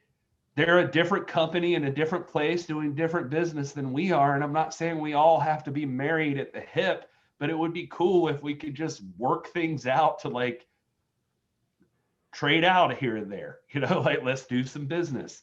And he's like, because I'm telling you, I'm the champion and I'll take this belt anywhere they tell me I need to go and defend it. And that's all you could ask for. Like, I mean, yeah. It's just, he's saying that exact same thing. I think it's exciting. We've talked about this several times on here, but I just think it's exciting because,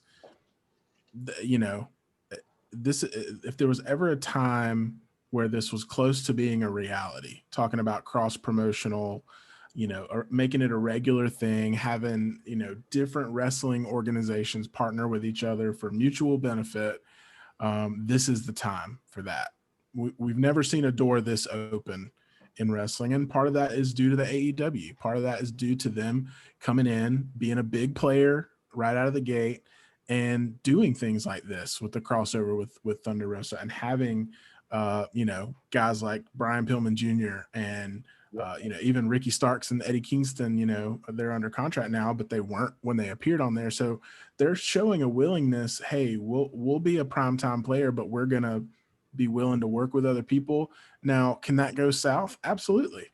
And it could, and it may. I don't know. I mean, they might get too big for their britches and they might become WWE too.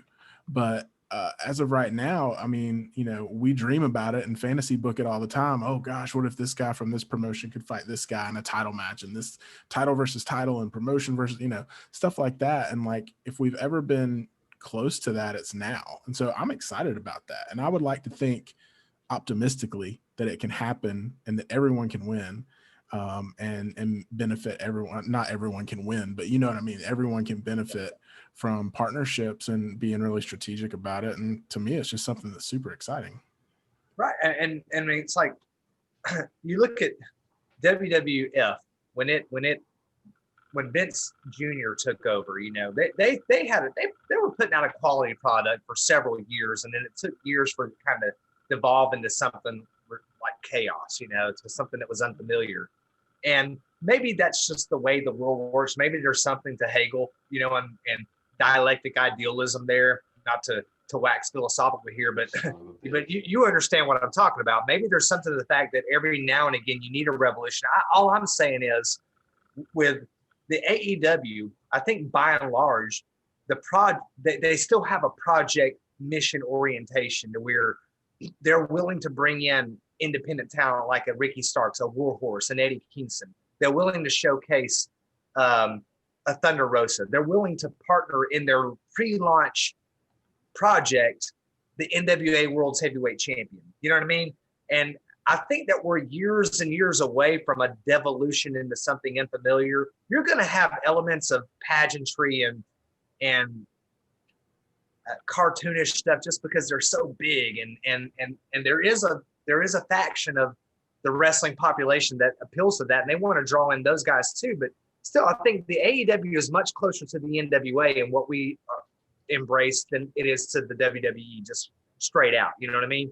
And they're years away from becoming so unfamiliar to where we can't appreciate it, to where their management and writers aren't going to continue to pay homage to real wrestling. And like Brian Rose has said, let's not forget, Tony Khan is a wrestling fan like Billy Corgan is. He is at base a wrestling fan and wants what's best for wrestling, and is putting resources to do that. And he's letting guys who love wrestling, who understand the business, make decisions about booking and that kind of thing, which is, in my mind, that's always a good thing. When you get the people who are in the know, you want to mess it up, give the freaking CEO of Godfather's Pizza. You let him book wrestling. That's when you get the fiasco that was the WCW at the time. I was saying, which is something we've seen. Yeah. You know what I mean? But you get guys who love wrestling. Is every decision going to be everybody's cup of tea? No, it's not. And it shouldn't be, because wrestling is a universe and it should offer something for everybody. But at its core, I think AEW is trying to imitate something that's very much like prize fighting. And to me, I mean, I'm active on Twitter. You guys are. The buzz was all about, it wasn't about Orange Cassidy. It wasn't about Moxley. The buzz on social media was about Thunder Rosa. It's about Thunder Rosa. There is no doubt in my mind that Thunder Rosa is going to showcase the NWA the Burke on a national stage for a long, long time. And I think that's good for all of wrestling. All of wrestling. I have something to say on that, but I do want to establish that Brian Rosa in the chat said, and Will, you just Discord me when you need to bail so we can wrap this up. Because for some reason we went like an hour without anything to say, and now we're having actual conversation. I don't know what the hell happened here. Yeah, we should have done this at 10. But Brian Rosa keeps saying he wishes he could talk, but like he does say this. He says AEW is not always my cup of tea, but I can say this. Khan loves wrestling, just like Billy, and they both have a common enemy. He says Thunder had a great time. They're a young company, and they just have to work out the kinks. In my opinion, not Thunder's, they should trim their roster some and give more time to spotlight good talent. Instead of having all these multi-man matches and signing every WWE person that leaves, build their own stars like the NWA did with Starks and Rosa and many others. So to his point, I think that's really the trick. And God, the trouble with wrestling is like, just speaking on it as a commentator, I don't want to ever feel like I'm disparaging anybody, but my ultimate idea, like if like gun to head, like what do I think matters the most right now is what's cool, right? Because WWE just is the known wrestling product, right? Like that's just what people know. There's just people that are just like inherently designed, like they just have it built in their brain that WWE is wrestling. That is what wrestling is. That is all of wrestling. So AEW is still struggling with this, even with millions of dollars behind them. And NWA and Ring of Honor, and God bless them. I mean, that's going to be even harder to do. So what you have to do is you have to be the cool thing. Remember being in high school, Will, at Rob, like back in the 30s, like when you were there, like I was cool, bro.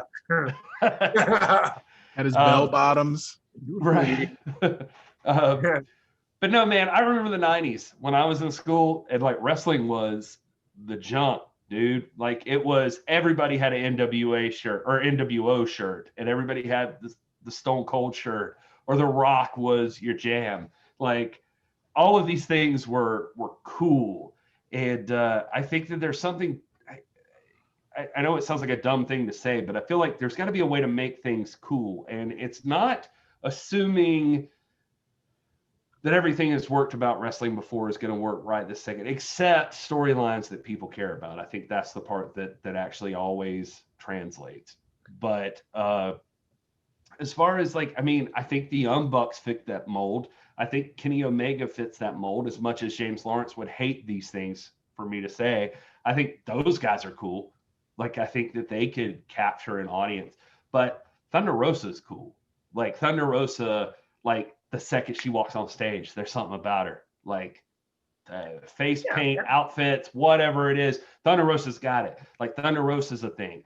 But I think people could also, like, I think the way you combine it is, like, to get a guy like a Nick Aldis, who is like a superhero looking MFer who carries a belt that he says lasted for 100 years, like it's there's something about that too. And Thunder Rosa carries a belt that she can say did the same. It's like there's a way to marry these things, but it's not all about like, I mean, I got so much flack in our Discord when we talked about Matt Cardona signing to AEW. And I was like, look, man, I like that guy. He was ahead of the curve with like the Zack Ryder, like his YouTube show, right? But things didn't pan out with that. They didn't know what to do with him. They didn't know how to use him and all of that. I don't think signing him now, I mean, I like the guy. I think he seems like a good dude. But just signing him because of who he is not enough. Like there's got to be like something else behind that, like you can't just pick up the last guy that WWE dropped off. I actually agree with that statement in the chat room. Does any of what I'm saying make sense? I feel like you got to have like, what's the next thing that's cool about wrestling? Listen, and let me preface this to my friends James Lawrence and Andrew McKinney by saying that I love you guys. Let me preface it by saying that, okay? Here we go. But listen, guys. In all seriousness, when it comes to this, we have got to use a scalpel and not a machete. Okay, you guys are throwing out the baby with the bathwater. Did you say a scaffold? Because we already tried that on the last paper. Scalpel. You got to use a scalpel and not a machete. Okay. If you're drawing comparisons between the WWE and AEW, then you're conditioned to do that. You're building on paranoia. All I can say is this, okay?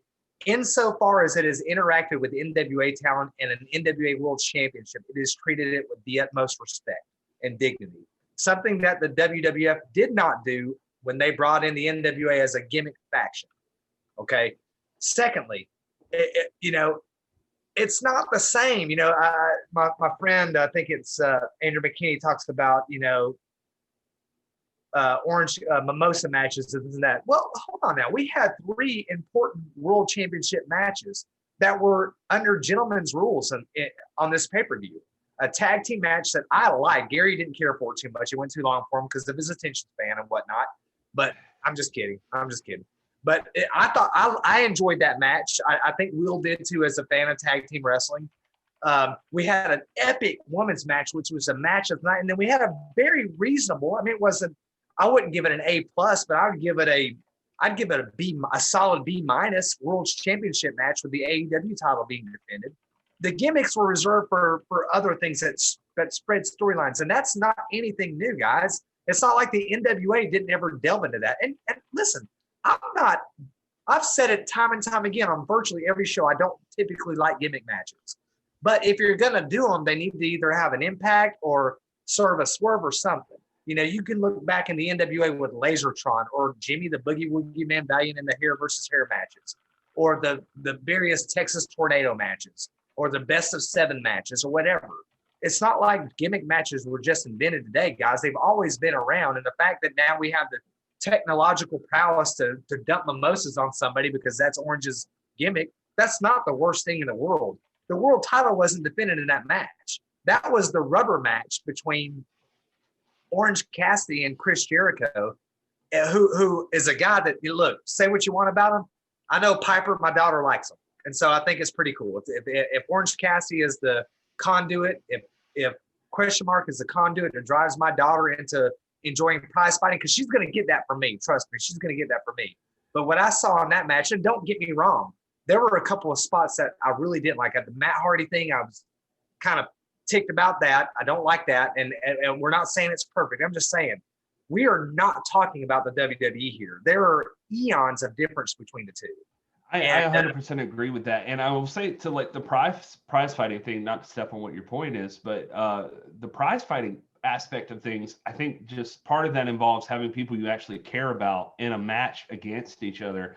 And I think that exactly to your point, people like a Darby Allin and an Orange Cassidy, like that's one of the successes of AEW for me. Like that they've made like these guys that probably, old timers wouldn't get and won't get, and that's fine. But younger people do care about these people, and they're catching on. And so you can put them in scenarios using classic styles of storytelling, and you can make these people like take them to the next level. Like these people will matter. Brian Rosa says, and I'll round off my point. We got to start wrapping this thing up, guys. But like Brian Rosa says, NWA don't need to try and be cool. AEW might try too hard, but they're trying and not trying to put everyone else out of a job. Yeah, I mean, I appreciate that about AEW too. And when I say cool, like I just mean there's a lot of ways to be cool, I guess. I'm just saying like NWA, I don't think like NWA Power, I wouldn't change a goddamn thing. Like, I think that's great. I think it's got a classic feel and all of that, but it's a modernized delivery system. Like it's, they're putting it out there on YouTube and they're doing it on their own way and stuff like that. But I think that's like a what's old is new again kind of aspect of things. Like, I'm not saying they need to be like the Fonz and come out in a leather jacket. Is that so cool? I don't remember. But it's just that I think that people are seeing WWE and expecting that is everything that wrestling is, but I feel like front row may not agree, but I just feel like WWE is missing everything that makes wrestling cool. Like it's missing all of the aspects of it. Like it's got the high ground of being like immediately pieced into the TV guide environment of like, maybe we could like, this is just what people expect. So they're like, oh, some people like wrestling. Here's WWE. But it's like, no, like people that liked wrestling and like whatever made wrestling work was all of these other factors that these other companies are picking up on. And you got to bring eyes to it. So how do you bring eyes to it? You got to find those characters that are, well, honestly, that are cooler, like Thunder Rosa, Darby Allin, Orange Cassidy, like maybe the Young Bucks pull it off. Like maybe, like I don't know. Like there's characters out there that fit the bill more so than anybody on WWE. I think that I keep going back to those three, but literally like Thunder Rosa, Darby Allin, and Orange Cassidy immediately. I feel like you throw them in anywhere and they catch people's attention right now. I think that people are like, whoa, what is this? Like, this is fun. Yeah, I think for me, and all of this is a matter of opinion, and we say this all the time, but if AEW is not your cup of tea, then fine, perfect. You're not wrong if you don't like it. WWE is not my cup of tea. Sadly, I still watch it from time to time just because I'm curious and I like keeping up with pro wrestling.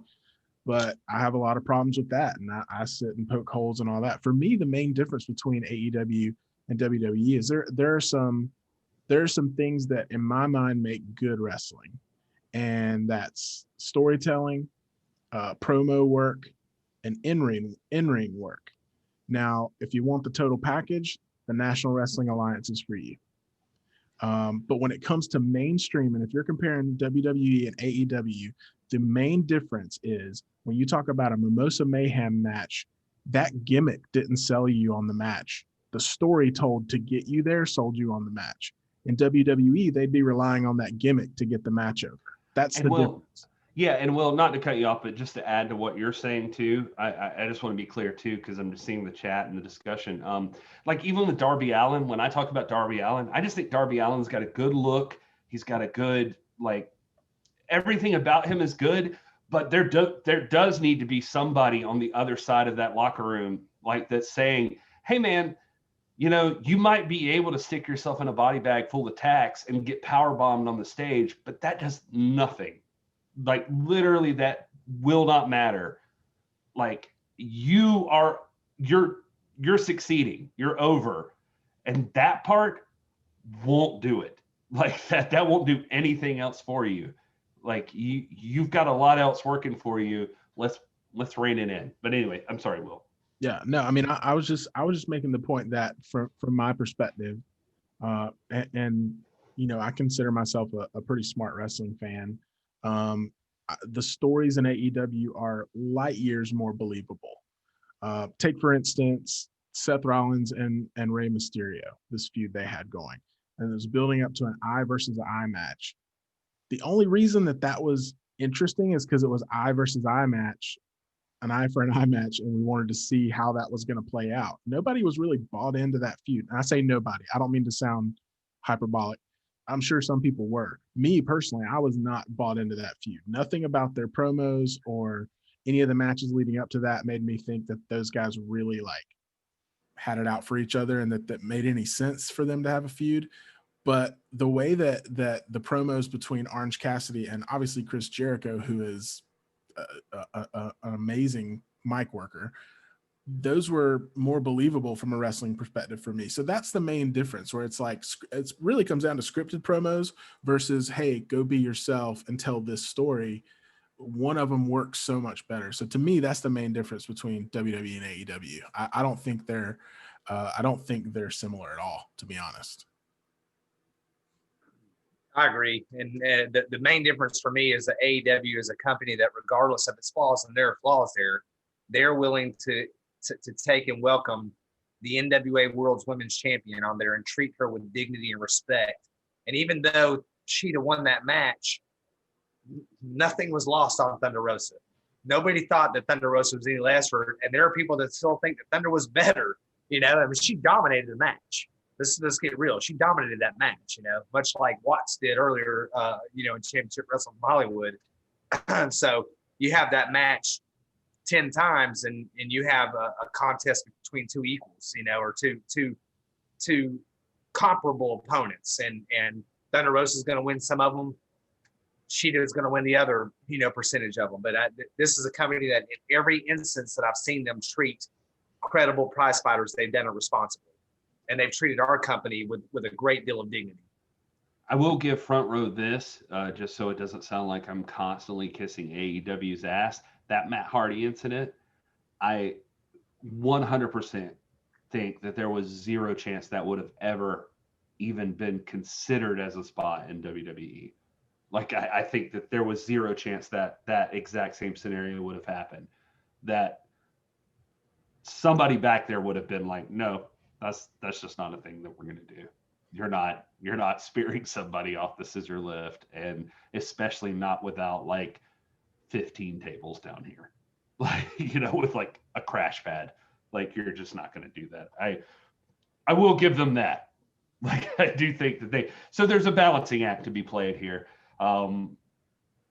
between all of them. But all right. Well, for some reason, the chat room woke up about an hour too late, and we all woke up about an hour too late. We had a whole conversation about fucking cheese. Did I just say? Sorry, I just cursed. But somewhere along the way, an actual wrestling conversation broke out in this podcast after the just listener portion ended. And I'm sorry it just happened now. I wish we could have kept this going, because I feel like we're just getting hot and heated now, and like the chat room's lighting up and it feels good and everything. But man, don't you want to work tomorrow? That's how buds go, man. You get together, you hanging out, and then the conversation has lows and ebbs and whatnot, and it happens on here too. But you know, I mean, we're all friends here. We're all friends in the chat, and that's how family works, man. As it is, I think we're working on a list of like hot topic issues that we could just break up at random times, and we're just gonna have to use it as like a secret weapon to just fire into the chat at some point. And this being a good one, I enjoyed this conversation, but we really do got to wrap it up because our families are waiting on us, and we got, like I said, work tomorrow and stuff. But thank you everybody that's in the chat room. Thank you, James Lawrence, Andrew McKinney, Front Row, Brian Rosa, obviously, and Woodland Goblin. And I'm trying to catch everybody, James H. Jackson Jr., and just giving the shout outs where I can. But you guys are great. You guys make it so that this doesn't seem like a dumb thing the three of us are doing every week. And we appreciate that. And thank you so much for being here. And we'll be here on Sunday hanging out and talking to you. But don't forget, tomorrow, by the way, we'll be in the chat, like hanging out with you. I'm gonna set right after this ends. I'm gonna set the thing up to go at 6.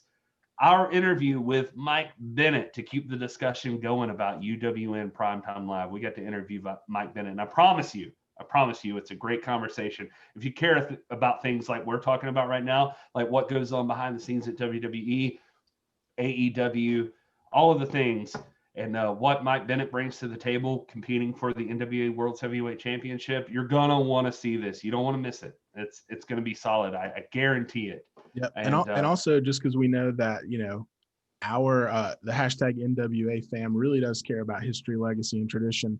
We do get into who his inspirations were to get into wrestling, and who are the guys that he patterned his career after and really look up to as far as legends and icons in the industry. So that's a really good part of the discussion as well. Absolutely. And this guy approaches things from, God, I can't say it enough. We attack it with like, you're just like Nick Aldis and you're trying to reinvent yourself. And this guy has the perfect, like just the way he's approaching this thing is actually, he has his own twist on things. And I think you guys are going to dig it. So join us. We'll set it up for 6 o'clock. So everybody has time to get out of work and like hang out and enjoy it. And we'll be in the chat. We'll watch it. It's about an hour. You guys are going to dig it. I promise you. So make sure you show up for that. But anyway, that's it for tonight. Thank you so much for being here, and enjoy your gravy cake, everybody.